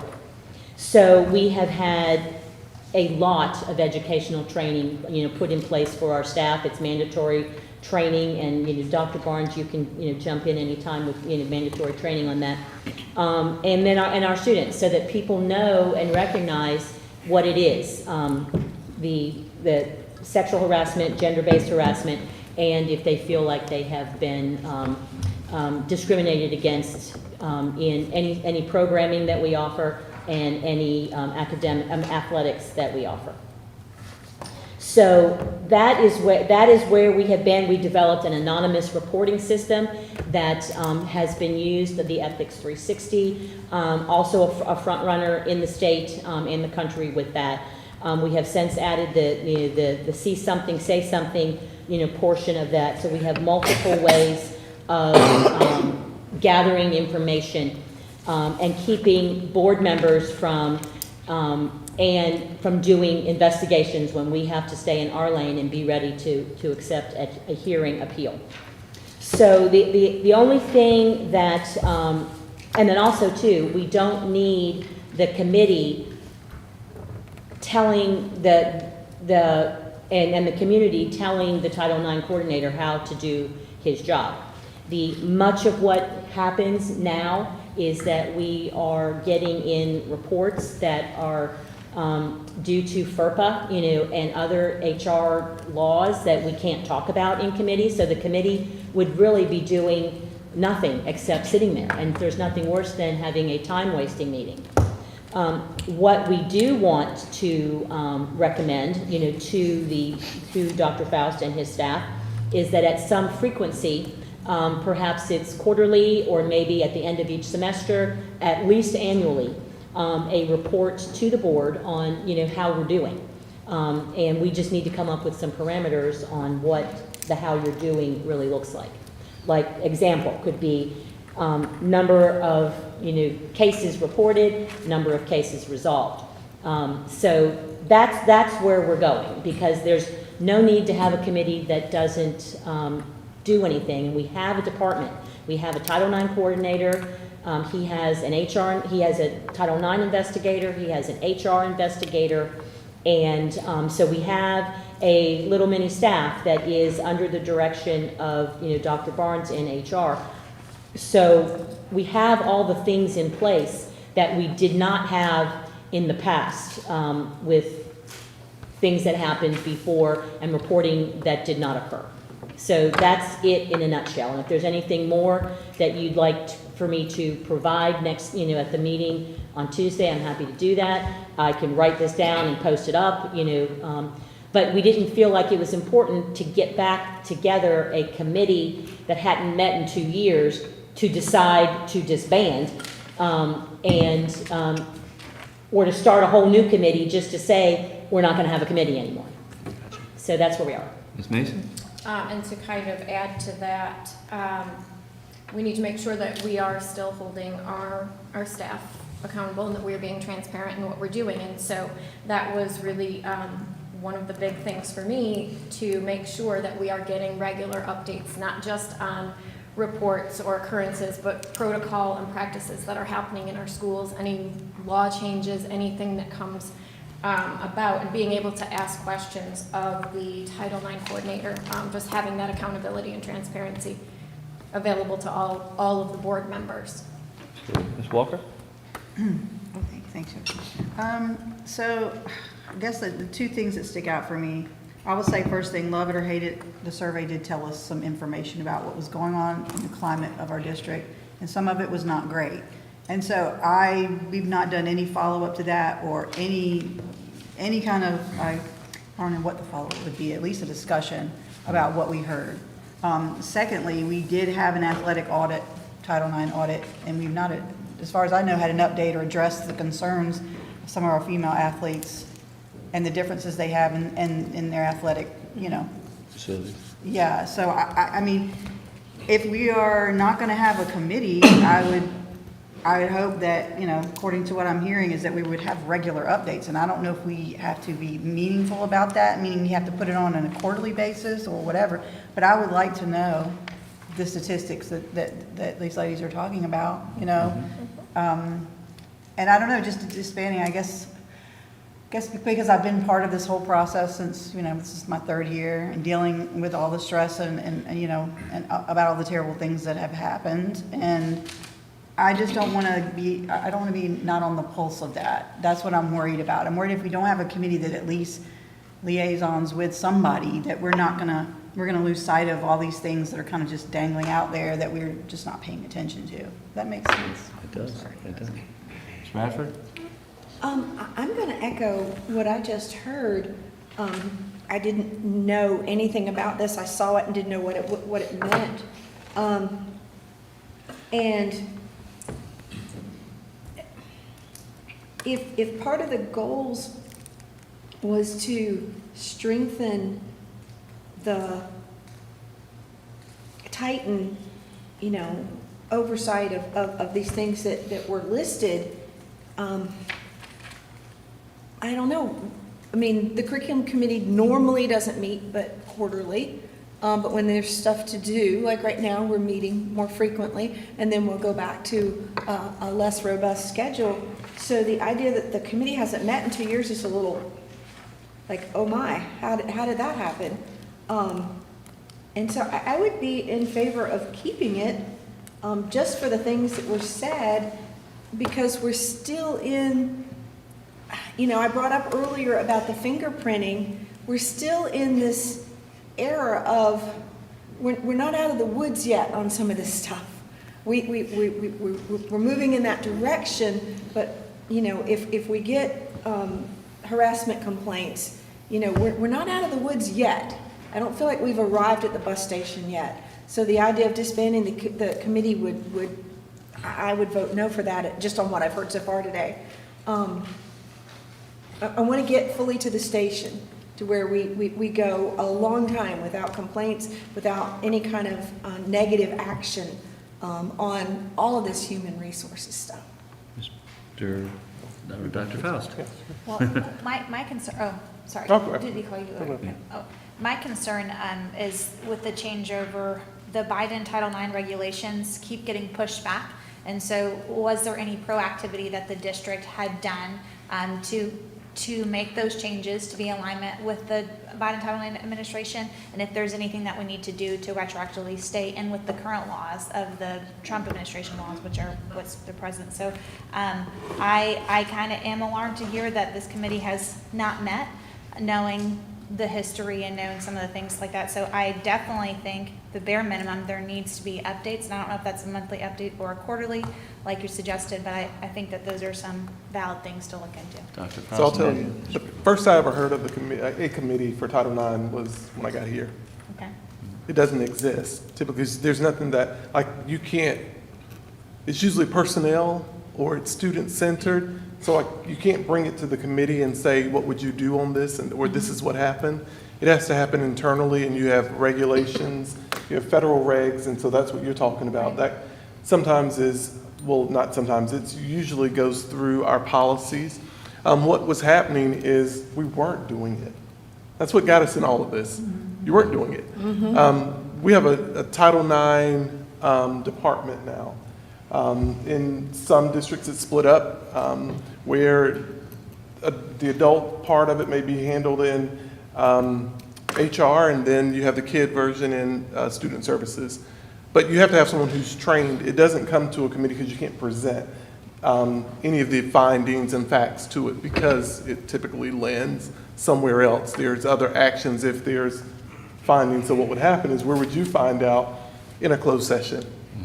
And so when a committee, I'm not actually sure what the committee would hear during the committee meetings, because it's not like your typical meetings. The trainings, can the board, yes, the board can have the training, but you don't have to have a committee to do that. You have your Title IX individuals provide training. And so there are updates that the board has to here, and we give those to you to make sure that you are, understand that you are, if someone says something to you, that you have to report it also. Those are all a part of it. Our policies govern Title IX. So again, I would go back to, I don't know what the committee would present to you. It would be more of, we have our Ethics 360. At the beginning of every year, we have trainings that every staff member has to take. And so that goes through the system, and then they are signed off, and we are able to hold people accountable through that way. But I will be honest with you, in an organization, people are going to mess up. And that's why you have policies and regulations to make sure. It's almost like not having, I always equate these to not having a speed limit. Why do you have a speed limit out there, or signs, stop signs? Because someone didn't follow it at some point. And these are the safety rules. So that's what it's for. The policing comes through the department, through staff. Individuals know where to go for support. If there's a violation, or if they feel there's a violation, they could submit it through our ethics, or they can send an email. It doesn't actually have to run through there. There are ways that we do it. But the training, we do train in any of the regulations that are handed down through the feds. We're updated on those. I don't know if, we want to give you a whole laundry list of federal regulations. I don't know what you would do with them other than read them.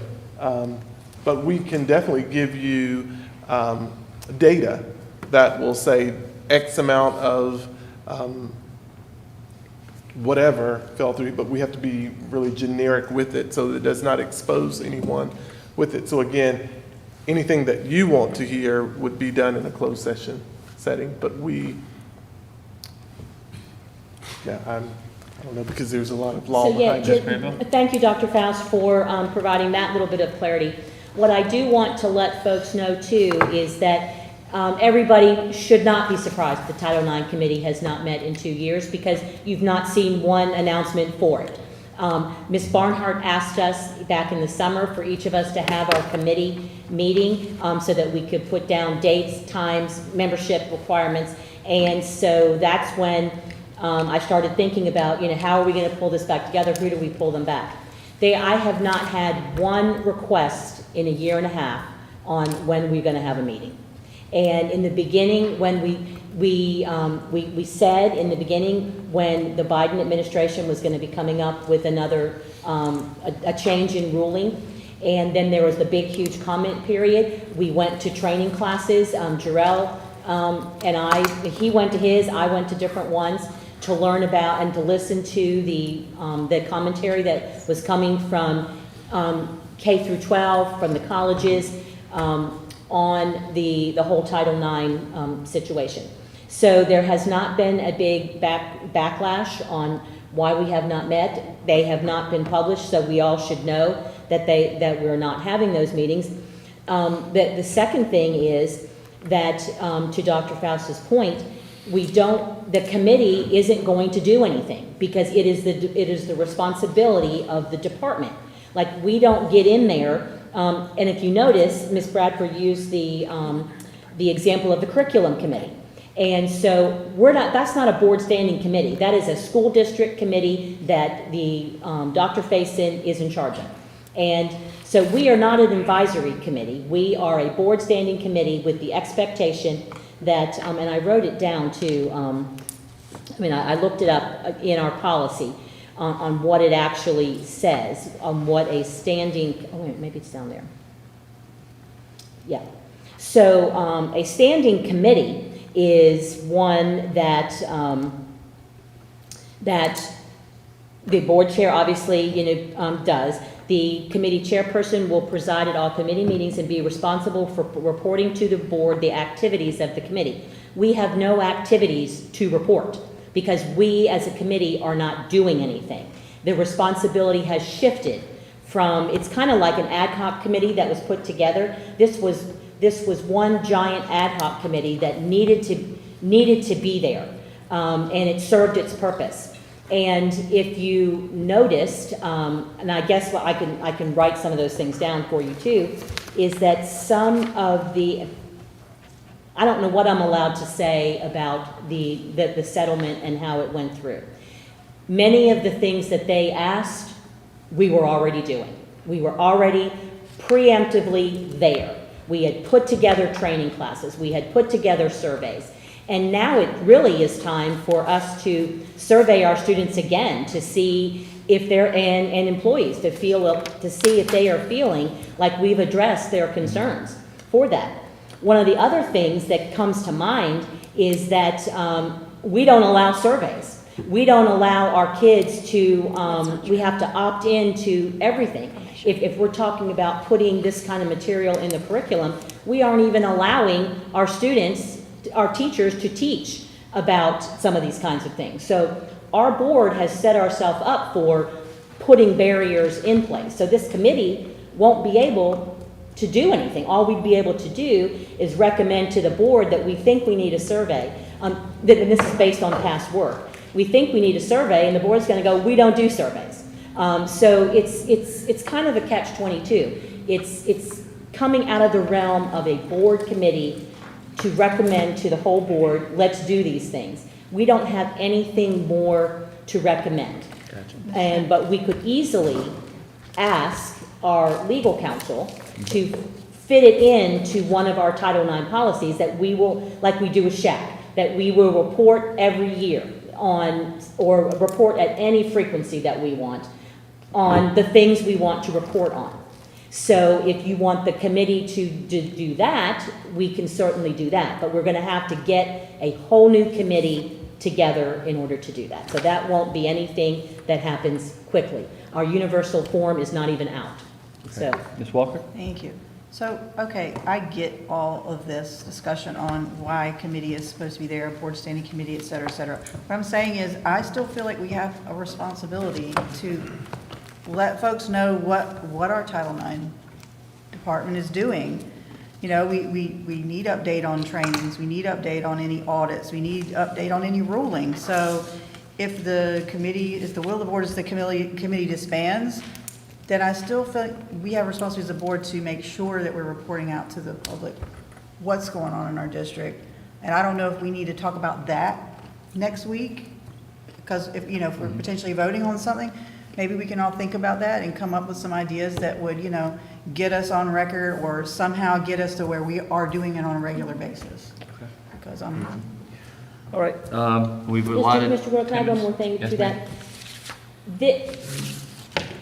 Just as you're thinking about having this conversation, the folks that are sitting over there, our central office staff, each one of them has a series that they are responsible for. And they keep track, with the help of our legal counsel, on the items that pertain to them. So if we're worried that we're not getting updates on federal requirements, well, someone in the HR department will be doing that, or our legal counsel will be giving us updates on when they come out. There have been no updates. So I think everybody's just worried that we're missing something, but there have been no updates. And we do have a training program that if we want to have that as an information session, then that we could ask Dr. Barnes, to come and do that for us with the help of John Henry. So that may be where we are. But there really has not been any action. And we do get regular updates from Dr. Barnes on things that are happening in our district. Okay. And fingerprinting is only as good as somebody who's gotten caught. So we can fingerprint the heck out of everybody in this district, but if you haven't been caught at anything, then you're not going to show up. Right. Okay, we're going to carry on. Thank you. We'll have that discussion next week, and we've allotted 10 minutes for that. Old business, Soil and Water Committee, we've allotted 10 minutes for that. Committee reports. Question, comment on soil and water. Yes, ma'am. So, been doing a little more research on that and thought on that I don't recall them asking us. I recall us prompting them to ask us, to be on that soil and water committee. So Ms. Barnhart can address that later if she wants to. But I'm also thinking that we might need to talk about a more appropriate committee. The North Carolina Agricultural Extension Program offers some of those same kind of programs, and they work in conjunction with Soil and Water with that. But if you look at, if you went back and listened to the presentation that we had, it not only talked about recycling and gardens and garden maintenance, it talked about curriculum. And so we have not heard any feedback, from our curriculum department on do we even want to be a part of that? And is a board member the most appropriate person to be on that committee should we choose? Or should it be somebody in the district that would be responsible for, and that could make the decisions on what curriculums we bring in? And I believe that we still believe in the site-based management approach, that principals get to choose what they want to do. And we have avid gardeners in this room, on our board. We've got Ms. Walker and we've got Ms. Mason. Everybody wants to have a garden at the school, and I know Ms. Bradford does too, because she offered me a plant that I haven't killed yet. So That's a good job. So I'm just wondering if this, as we're discussing, if we need more information and if 10 minutes is gonna cut it, because I think we're gonna need to hear from Dr. Faison. I think we're gonna need to hear again from Mr. Anderson on gardening and composting and irrigation systems. That is all gonna be tied in to the money. So I just don't want to overcommit ourselves. Okay. Ms. Barnhart? The discussion of this, the liaison position, I had some follow-up with Ms. Harrison after her presentation, is to be able to open that door. So it is not saying, if there is a liaison position created, which I am in favor of personally, it is not saying that we have to adopt every single curriculum that they do. It's creating that open channel and dialogue to make sure that we're working within our local entities and not duplicating resources. I've already connected a couple of the soil and water individuals and encouraged them to be a part of the CTE Business Advisory Council, because I agree with you, looking at the curriculum and the vertical alignment and having subject matter experts are important, and they will have to do the vetting whether or not the curriculum is justified for what soil and water has versus comparing what we have. So that is not the role of this. It would just literally be an open door liaison position. So if the board does not want to discuss that, I understand, but that was the intent behind myself and Ms. Mason putting this on the agenda, is to have that discussion, potential vote. Ms. Bradford? If we need to hear from Dr. Faison and Mr. Anderson, can we not hear now? So we are at that point where we discuss these things now. And then, if there's an interest in creating a soil and water liaison position, and obviously there was, because you brought it forward, and it sounds like one of the two of you want to be the liaison, we're here for the betterment of the students. Why would we not want to do this? Because, we want to bring in this element to do more of, and and if the soil and water people want to do it and we have a board member willing to do it, why would we not? So that's the second part of it. But Dr. Faison and Mr. Anderson, do you have comments on this? Dr. Faison? Thank you. My curriculum specialist, the science specialist, met with the lady and Dr. DeWalt, and at this time, we feel like it is best something if our principals want to participate in, that they can do. As you guys know, we have a number of things at our schools, and we are not putting another thing on them. I know this is not the plan for that, but as far as curriculum goes, we put things in place to make sure our students get the right things they need, and this is something that if our principals feel will add another piece or another component, we empower them to do that. So that's the take of curriculum. Dr. Anderson, Mr. Anderson, sorry. Just elevated you there, sorry. So similarly, from an operations perspective, I'll tell you that what I have experienced in the past is that these programs, let's just say a garden at a school, it works really well if there's someone at that school that's championing that program. And that is fine. But oftentimes that person leaves, goes somewhere else, and and then later on we're asked to come in and remove the garden, and we'll continue to do that. That's not a problem. We've had partnerships with others in the area where we put in rain gardens and stormwater retention, and it's really the same thing. They're kept up as long as there's someone at that school that champions those projects.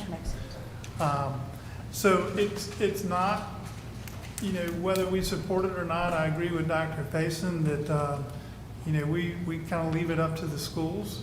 If they decide that this is something they want to do or something that they don't want to do, it's up to them.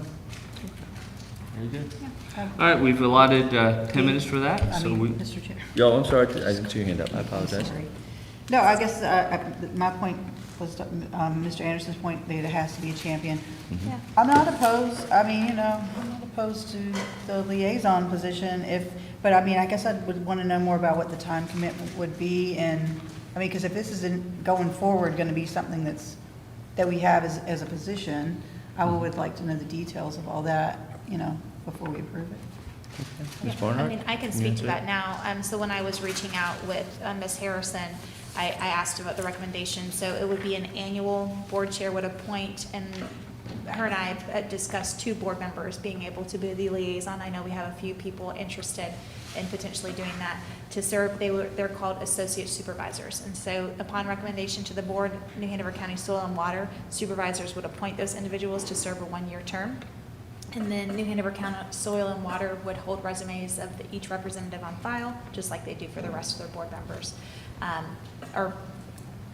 Associate supervisors. Representative would be expected to attend monthly meetings, and they have to be present for a minimum of 2/3 of the meetings on an annual basis, just like all other supervisor requirements. The members are invited and welcome to participate in discussion and subcommittees and would not be a voting member. The liaison would report back to the Board of Education and hopes to strengthen the community partnerships within our school system. So there's not a formal requirement of every school participating. It's just having that knowledge. When I've spoken to administrators and principals, sometimes it's the gatekeeper of just knowing. There are some principals who are really plugged in with programs and entities within our communities, and others who are less plugged in, maybe new to the area. And so I feel like the district can do a better job strengthening, relaying those information to all of our admins, and I think this is just one more way to do that. That's my personal opinion. Ms. Grable. Since the board chair would then be appointing somebody to this committee, or these 2 people, we probably should have the details of what it is. If we're going to be voting on that, that should probably be uploaded for us to look at, because the board chair that will be selected in December will have to make those choices. Absolutely. Very good. All right, carrying on to Head Start, we have 5 minutes allotted for that. Is that a good amount of time? Yes, and I was under the impression that the board had said that committee reports would be done today, so I'm ready to present if that's what we said. I missed that part because I would be next. So. Yeah. I'm not as prepared as Ms. Okay, that's fine. I just have to find it on my little tab, so hold on. So enrollment numbers are up, as you can see, to 254. Again, one of the things that Ms. Smiles is very excited about, as well as the rest of the committee, is the collaboration between not only our Head Start but NC Pre-K and local classes. We're really interwoven together, so we're able to maximize the financial benefits that we receive from every individual. There was a child incident report, and nothing came from that, and so I can speak to that further in closed session if members want to go in detail. But it was a great meeting. Most recently, we have a couple of our pre-K liaison parents rolling off because they're going into kindergarten, and so there's some new people coming on, and that meeting will take place next month. And really some fun things hearing back about the app seed and just the amount of growth that parents saw with their child over the summer with that. And so the fact that they're rolling out a new year for a new group of kids is really exciting to see, and I'm excited for that partnership, and they're excited as well.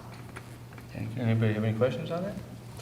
If not, and I will, I can go. and I'm going to take the blame instead of Ms. Walker. I asked her to present the Legion Stadium. I'm ready to go. Oh, you are ready to go? I mean, I'm not as Go prepared for as it. Barney, but I am Okay, ready to go go. for it. I mean, it was still kind of fresh, so. Yeah. It was Mr. only on Wilbur, can I Thursday. ask a question? When I'm doing my timing here, so these really are not going to be on the regular agenda? Right. Yes. Mhm.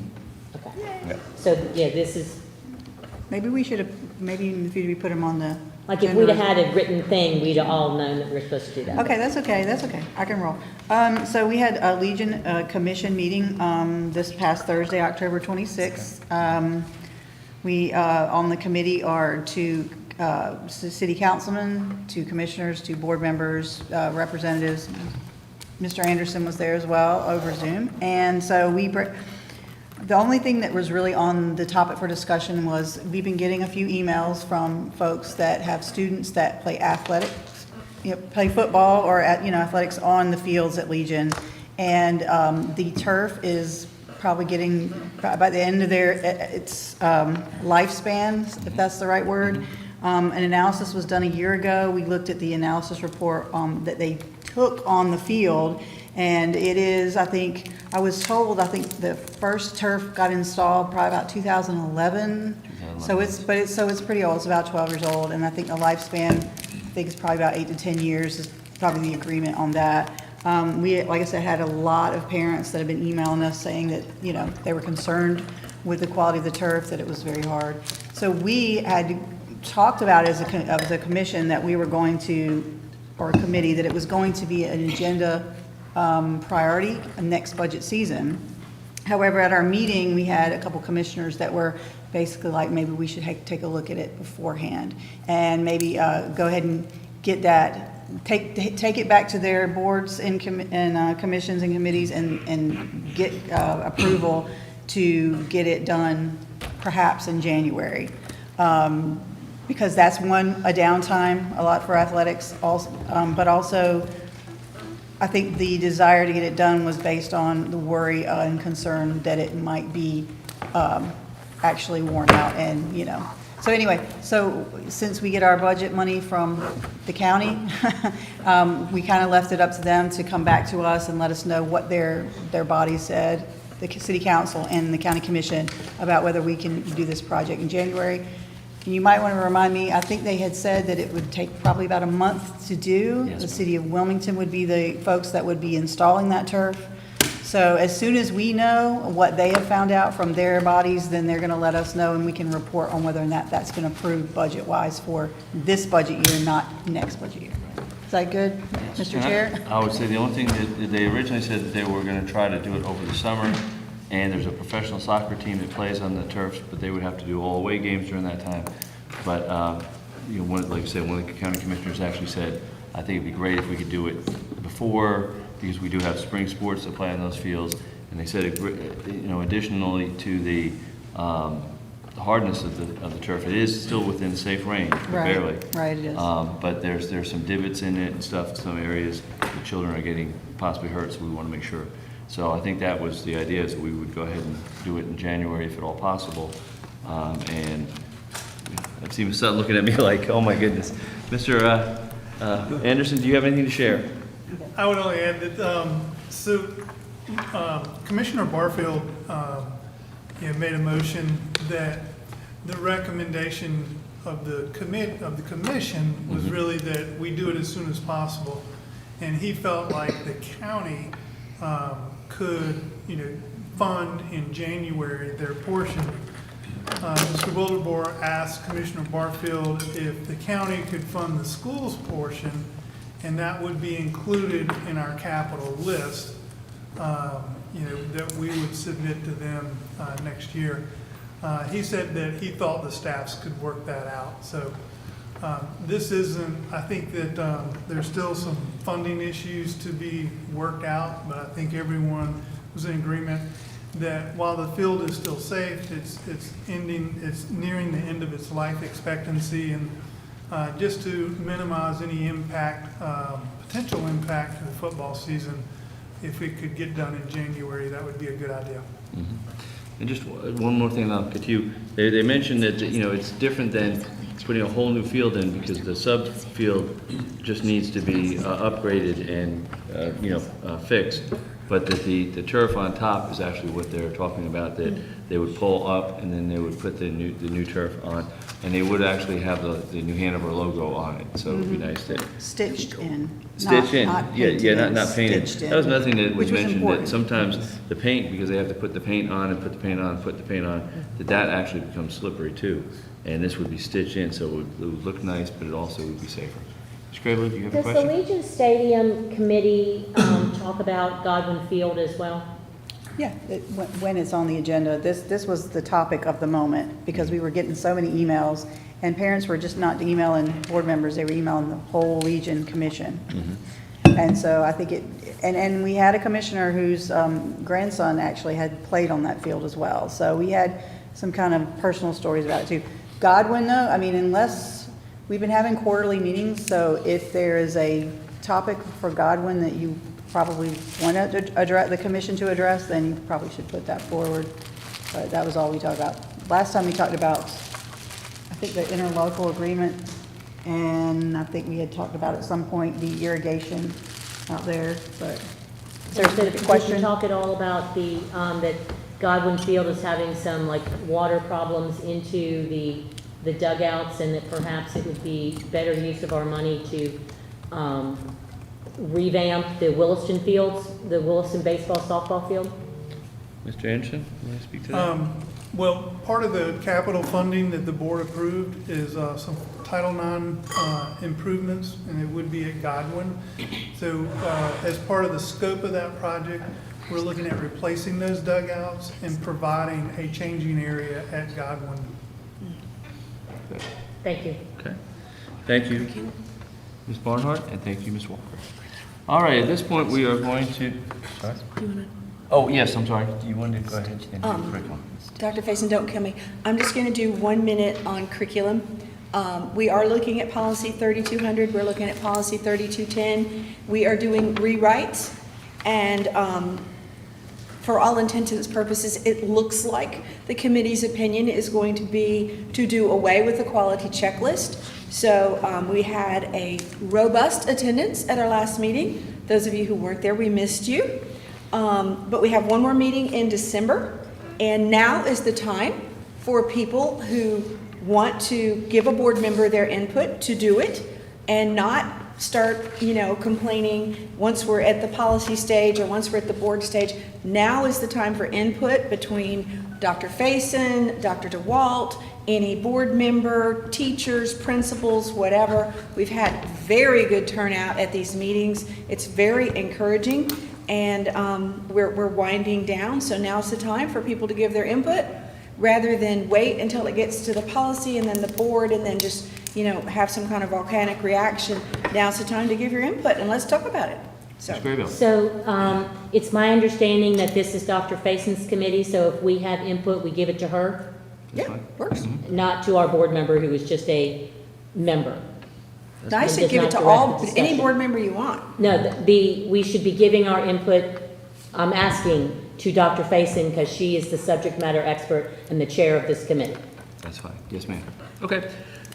Any other discussions? If not, we'll carry on with our moving into closed session. Before you go, we are up to 7:50. Oh, thank you. Thank you for reminding me. I asked you to do that. And that doesn't include a break after call to the audience. So 7:50? if we put a break in to call the audience, then we'd be getting over, around 8 o'clock. Okay, well, that's perfect. Mr. Chair? Upset with that. Yes, sir. I've got a technical correction to make sure that the date of the meeting is listed as November 6th and not 7th. Okay. Where does it say 7? Well, we might want to right check there. on Yes, the call to the audience, because that one has been behind for the past couple months. Yep, so please, we do need to rectify that. It is November 6th, not 7th. So all those who are listening, please need to rectify that, please. Thank you very much. Mr. Chair. Thank you, sir. Mr. Chair? Yes, ma'am? Did we skip, are we done with the agenda? Because I think we skipped announcements. I think there's a committee meeting missing on that one. The legislative committee. Well, yeah, but we do that at at the regular Right, but it's meeting. not on here, that's what I was just saying. Is it going to be added, is my Yeah. question. We definitely need to add that. Yes, ma'am. Well, where it says announcements. it We will only add that says for EDI sure. and policy. And finance. And finance. That was, no, we don't, not yet. Okay. I'm anxiously waiting. We will We add can that. agree on it today, right now. All right, so we will move into our closed session. Thank you for pointing that out, Mr. Vogel. Thank you, Ms. Walker. At this point, I will call for a motion to go into closed session pursuant to General Statute 143, 318, 11C for the following purposes: to prevent disclosure of information that is privileged or confidential pursuant to General Statute 115C 402 and not considered public record within the meaning of Chapter 132 of General Statutes, to consult with the attorney in order to preserve attorney-client privilege between the attorney and the board, including with respect to LH versus New Hanover County Board of Education and New Hanover County Board of Education versus Liberty Insurance Corporation, and to consider qualifications, competence, performance, character, fitness, conditions of appointment, or conditions of initial employment for an individual employed or considered for employment within the school system, or to hear or investigate complaint, charge, grievance by or against any individual employee. So moved. We have a motion. Second. We have a first and second. Is there any discussion? If not, all in favor, please signify by saying aye. Aye. All opposed, like sign. We are in closed session.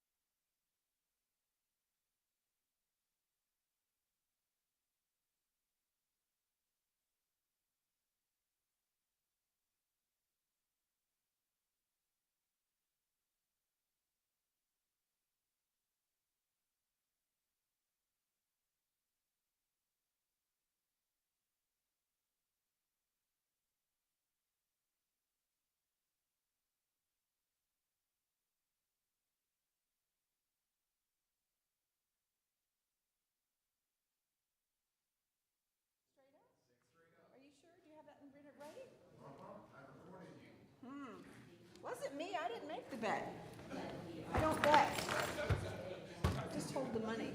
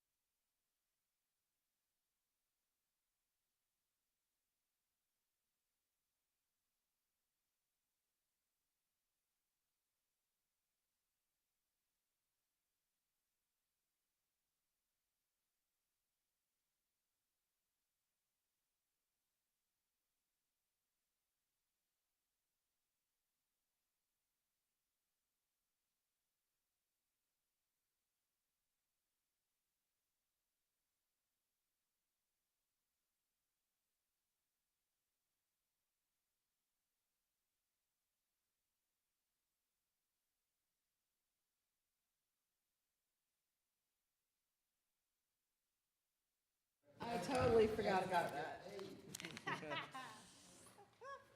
All right. Save the 1, choice for 2, later. 3, 4. Yeah, we got Say we 4. start. All right. Welcome back to open session. All right. Mr. Chairman? First order of business, as I would like to amend the agenda to add a legal discussion of counsel for the case versus Liberty Mutual. Second?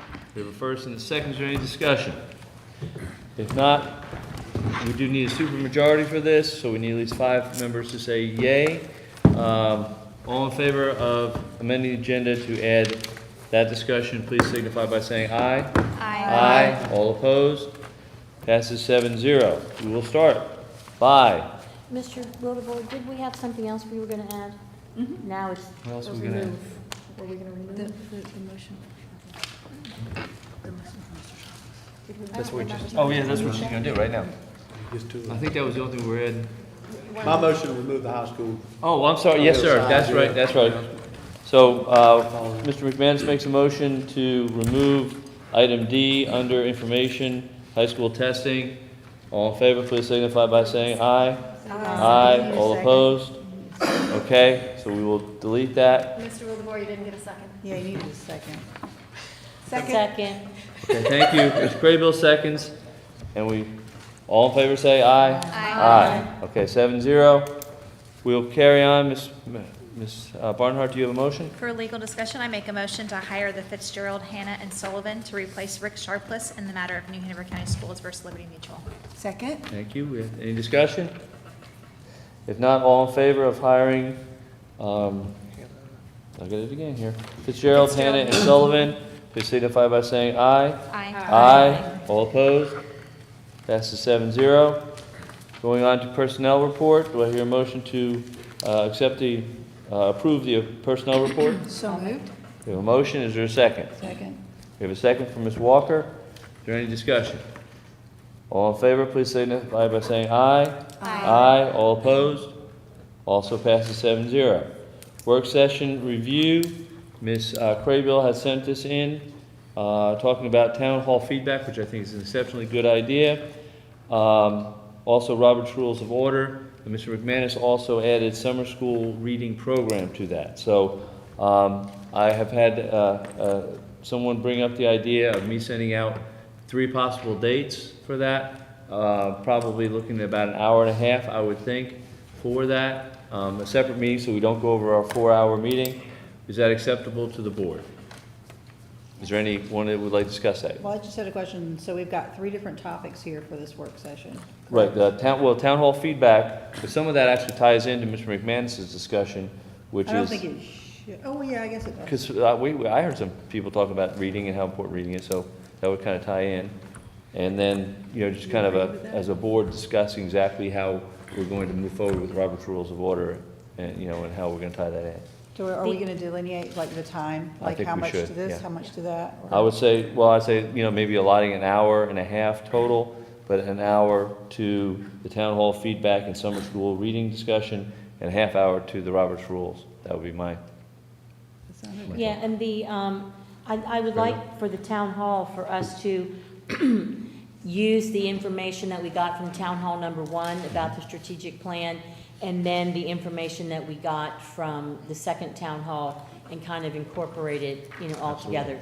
We've already received the one list, and we haven't received the list that I'm sure they're still compiling, because there was a lot of information. Absolutely. So that was my intent. And not necessarily to take any action, No. but just to hear what it was, because most of this is stuff we can't do. Right. It would be that the district would have to be doing. Absolutely. Well, Mr. Chair, I was just remembering, because I think I had seconded something about a work session on, which ties to the feedback, but which is teacher support. And that was one of the themes that came out of probably both of our town hall and task force discussions. So I know, is that okay with you to kind of incorporate that in there? I don't know what. No, I don't mind but I would like to get the town hall thing, because that was we already sort of promised that at the town hall, because that was one of the feedbacks I kept hearing is, well, we didn't do anything last time, but they don't know that we necessarily did or did not do anything last time. Summer school reading. So again, just to reiterate, so everybody is hearing it, and I'm saying it again, town hall feedback, slow down and speak the words. Summer school reading from Mr. McManus, and then a half-hour time to share Robert's Rules of Order. I'll work with Ms. Bowie. She'll send out 3 possible dates, and we'll get feedback on those. Sounds great. Carrying on, we are again skipping Wilmington Junior Golf Academy because they are not here. The gentleman is sick. So I will turn it over to Dr. Faison for the school improvement plan for low-performing action reports. Question. Dr. Faison. Yes, sir. Can we do this early in the morning when we have this Always. meeting, so that you don't kill the whole day? If you do it at 11, we do it at 2. Oh, I hope so. mean, just a suggestion. I We would like do to. have some parents. Let's add that at the end. Let's go ahead and get our information done Okay. first. I don't know, do it at the time. Board members, you have, attached to your packet, the, low-performing plans for the school, our SIP plans for our low-performing schools. This is just for your review. Please know that you go and look at any low-performing, any school plans on the school website under the tab About Us. So please know that right now you just have these plans or pieces of these plans, so you can go and look at them in their entirety, go in and out of those. If anyone needs, log in again, please let me know. And this is for your review. We're required to do this for the low performing schools every year. Our other schools are in a 2-year cycle, and remember we brought you all the plans last year. And I will be bringing this back to the board in December for approval. Any questions, Ms. Craven? This isn't a question. I read through these and was very impressed of the different things and that they have called attention to. And it kind of falls in line with what we talked about when we were doing our walk around, when they were talking about looking at their data, understanding it. We saw students do it, we saw staff do it. So I just wanted to commend, the principals for the work that they did, the intentional work and detailed work that they did. They put a lot of time and effort in there, the teams, the I'm school anxious leadership to see teams, it yes. come to fruition. Other board members, anything? Ms. Barnes? Is she going to make a presentation or? Yeah. Okay, sure. Okay. All right. So next, this is health science. You asked for an overview of the health science in the district, and I just have a quick overview for you to give you that overview. So first, I want you to know.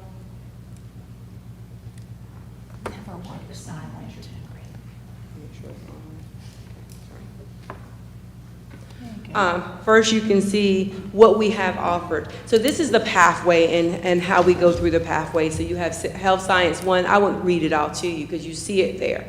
And you see what each course focuses on. I do want to point out that the nursing fundamentals is the course that we offer here where the students go to clinical. And the nurse's aid is that collaboration, if you remember, with CFCC when their nurse comes and teaches that course at New Hanover County Schools. Can I ask a question on that? Sure. Which, so if my child wants to get a CNA, which program, is it the nurse's aid or the nurse's fundamental, or could it be either? Both. Both. They do, Okay. yes, exactly. Mhm. So the, oh crap, I just lost my train of thought. I'll come back. Sorry. Right. So here, what you have in front of you is our course numbers, and I don't have my glasses, I apologize. So you actually have the enrollment by school for the last 3 years for our courses, and then you have here the courses and the enrollment by the course. The enrollment by course. So you have it by school and you have it by course right here. Now, I do want you to note when you look at nursing fundamentals, you will note that we have some kids doing the nurse aid and some kids doing the nursing fundamentals. I remember Yes. my question. So is there, I know I think it's the nursing fundamentals is where there's a cap. That There like are anybody- cap in both of them. Yeah, anybody, can you give us, I think I know the number, but if you could just tell us 10. the difference between the enrollment numbers for Health Science 1 and 2 versus nursing fundamentals. So if you look right here, this is your enrollment numbers right here for Health Science 1 and 2.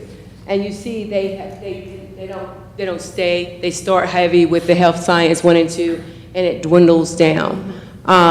And one of the things that I want you'll see is, one of the things that we actually have, is a struggle when you talk about all of your career and technical education teachers and finding those positions. And one of the things that we want to do in the coming years, and we've talked about this, is actually going deeper than going wider. So actually having schools that really, really specialize in certain areas. And I'll get to that when I show you some of the collaborations that we're doing. So I'll tell you about what we're doing, what we're thinking for the the health science program. Because what we've been trying to do now is we've been trying to do health science everywhere. We've been trying to do, everything basically everywhere. And that's not a model that is effective, nor is it sustainable with the courses that we're trying to do, like advanced manufacturing. You cannot do that everywhere. You're not gonna find the people. And I know we're talking about nurses, but this is a struggle with CTE, period. Sorry. Dr. Faison, just looking at this, the increase between 22 and 23 and 23, 24 is radical. But it's just in 2 schools. Everything else increased, somewhat. But what are Laney and Hoggard doing differently to have such, they have like 90 more students in 1 year for both of them, while the others just got up to where these 2 schools were last year. What, are they doing something different? Is there offering something different? Is there any explanation for that bump there? Because it's a pretty good bump. And you're talking about, tell me where, you're I'm talking about the chart on the left, Okay. Oh, okay. Well, honestly, I can't tell you what they're doing different. It would be probably, it's a lot of times it's actually the teacher, right? So the students get excited about a certain teacher, or the teacher, because a lot of times with your CTE courses, the teachers actually recruit. They just do. They do a lot of recruiting with these courses, so it could be to that nature.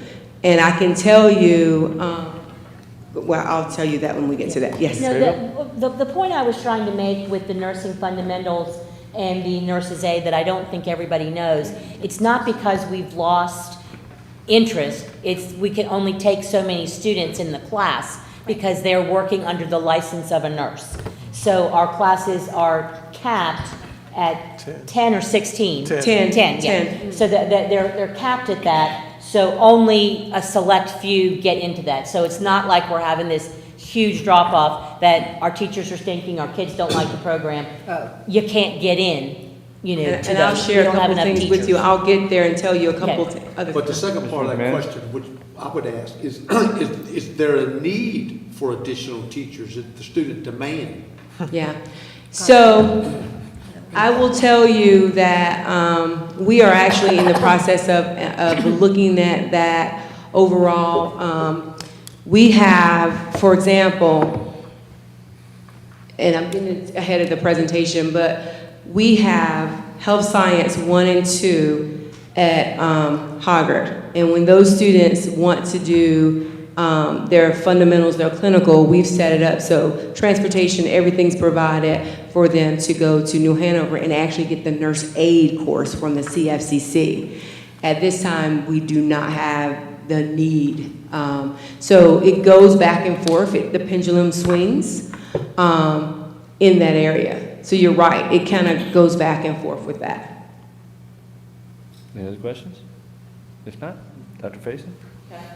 So I thought it important for you guys to know exactly where our students do their clinicals, when they do their clinicals.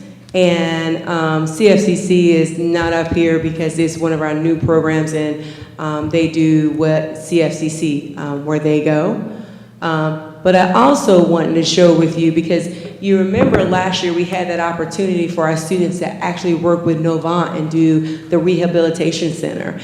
They only do 10 hours, but those 10 hours they really get to see the different medical fields. Just think about when you're in a nursing home, there are certain people you're going to encounter in the nursing home. But when you're in a rehab center, there are certain medical professions you're going to encounter. So they really get a deeper experience. This is not a long period of time, but it is really beneficial to the students. And we actually, Novant has actually dropped their age down to 16 so our students can participate in this, and they really can see, they're not doing anything different than they would do in the nursing home, but they're exposed to different medical professionals. And they're able to ask those questions and see that in action a little bit more. So we asked why, and we've done a good job in New Hanover County. As you can see, we do a lot better than just the state. But you're a nurse and you're still gonna make significantly less than you would if you would go to the hospital. And this is just straight salary. I don't know a nurse who works straight salary. The nurses I know, I've got a good friend who's a nurse, they do traveling, or they go on the weekends, they do this, so they're making close to 6 figures. This is easy to do. So, you know, I had a conversation. For the most part. You said what? If you're in the hospital, you're working shift work. Yeah, I had a conversation with our nurse that we have at the district, and I asked the question, well, where are they going? And a lot of them, you would be surprised, are actually going to community colleges. Because if there's someone who wants to teach, you don't have to teach near as long, okay? And think about the way you have to teach at a community college versus teaching at a high school. So when you ask that question, this is something we have to think about. And then you think about, too, we go into education, those of us who go into education, we go into education for a reason. It's to deal with and educate kids. That's what our passion is. When you go into nursing, you go into it for a reason. So when you come in the classroom, it's not exactly what you were prepared to do, and a lot of times it's not what you thought it was. And here you see what we currently have in our buildings. And keep in mind what we are doing, and this is just not with our health science, we are analyzing our programs and asking ourselves, why are we trying to do everything everywhere, and what can we do and to do to the point where we can go deeper. And one of the things that we have is we have a collaboration that we have partnership with the endowment for 2 schools, and Hanover is one of them. And we actually will be going, and they will have like autopsy tables. And they will be able to go and do things at the health science level deeper than any health science. They're like virtual OpsiTech. It's like a virtual, it is pharmacy tech, right? We are, instead of trying to do everything everywhere, we're gonna give our kids an experience that most kids cannot receive in the state. So we are looking at that at New Hanover and at Ashley High School. And those teachers and students, we're gonna try to go deeper with the nursing, and I've said it 1,000 times, so I apologize. But we're also gonna have the opportunity, so if you do go to other schools, you can go to one of our schools to experience this. And this is just not health science, but that's the process we're going with CTE. Yes. Mr. McManus? Back to what Ms. Craybill talked about, the limitation of numbers in each class. Are we maxing those numbers? Yes. Okay. For the most part, we're So maxing is them. that, when we look at the scheme of, as we look at offering alternative ed for kids in this arena, if I remember correctly, Cape Fear Community College is like #1 school of nursing in the state, but is this something we're looking at since we have a demand? So we're partnering. I guess yeah, we're so- responding to the students who want this and we're not able to because of, Right, so it's. as we approach the budget. Yeah, so we aren't able to compete with the market. So we can't pay $80,000 for nursing. The state just won't allow us to do that. So what we are doing, just like in order to be a school nurse, it's different. So there used to be different requirements. I think there's still different requirements, different license to do it. So you have to want to come out of that to do it. So what we're doing is making it so that, for instance, we have specialty schools where, and that's not this year, that's going in, we'll be talking about that when we come up to budget, and looking at where's the need. And those schools, will they also have pharmacy tech? So pharmacy tech, and so with the grant, and hopefully we'll get our grant, the grant will have Paxton Patterson labs.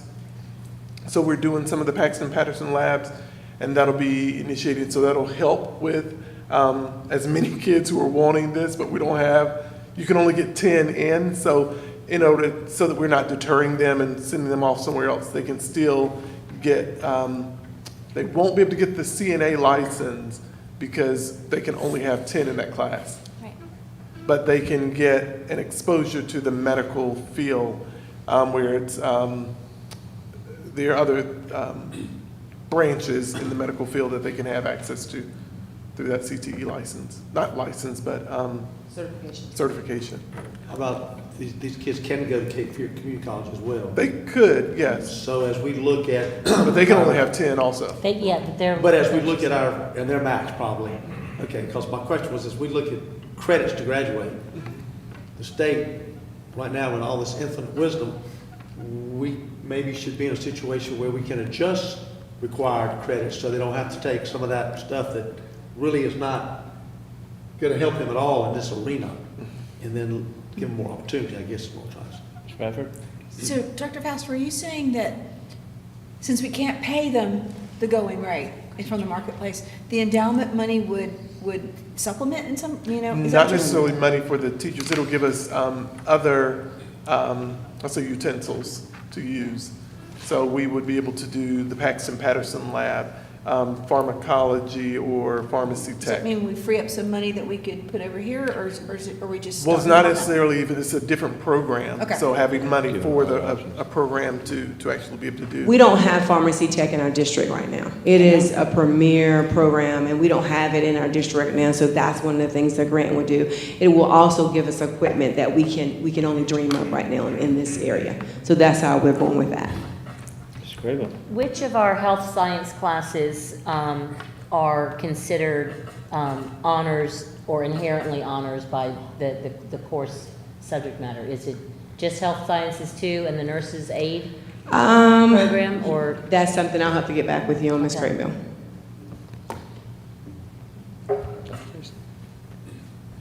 So I wanted to show you guys, because I want to take this opportunity, because I need people to know that we need we often need a lot of different positions.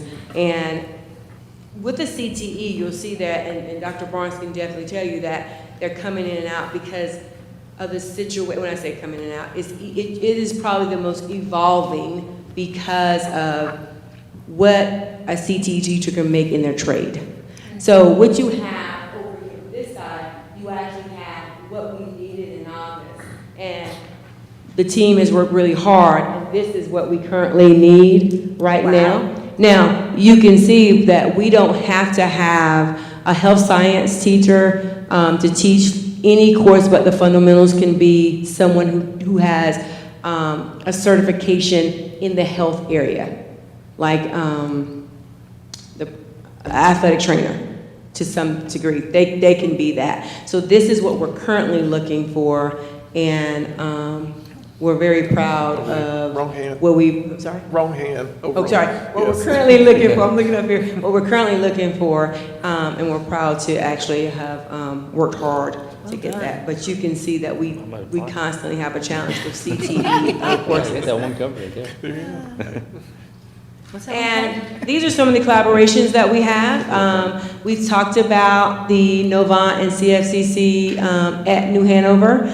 You remember Novant actually provided the equipment for the course. CFCC is providing the instructor, and of course we are providing the student. So a strong collaboration there. Our future endeavors, we have talked to you about the pharmacy tech and what we want to do, and go deeper with the equipment and provide some experiences that our students cannot receive at this time. Along with that is also what we call lunch and learns. So with part of this endowment, Novant, or I shouldn't just say Novant, but the local health organizations would come and they would do some lunch and learns for our students where they can actually hear about some of these careers from the people who are actually in it. So we have some great things in this grant.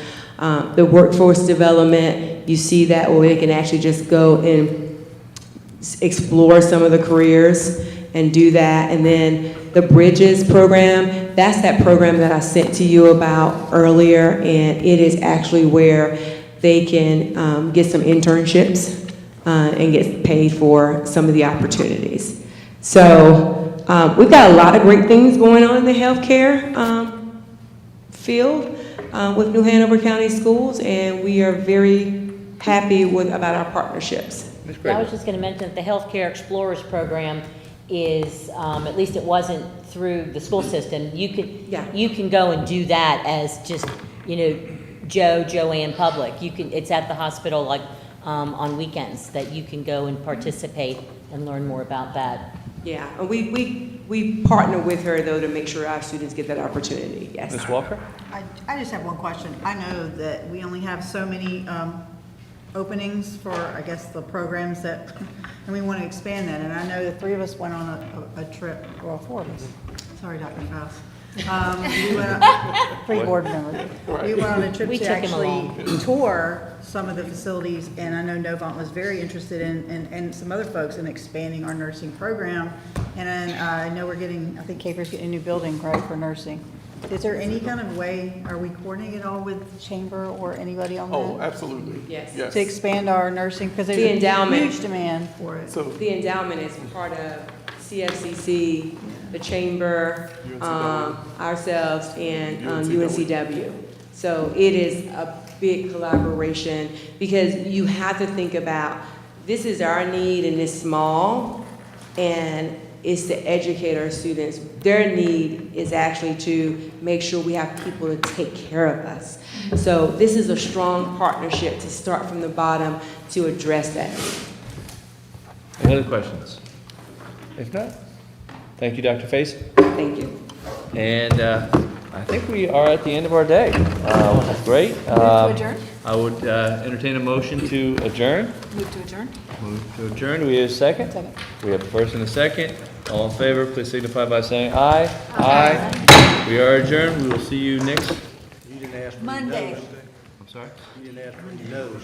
Oh, yeah. Any no's? Okay. Just 6 to 1. FYI, if we were following our 4-hour rule, then we're over. Yeah, we We are started over. at 2, got out at 6:15. Yeah, but an hour and a half of that. Yes, sir. If you're not doing anything tomorrow Okay, what time, 1 o'clock? Wait a minute, am I? Let, Whoa, Can I whoa, drive whoa, it? take it for a I spin. got a CDL. Let's drive. I got a CDL. You're letting us drive, Mr. Anderson? Okay. I know, I'm home to do that. 1 o'clock?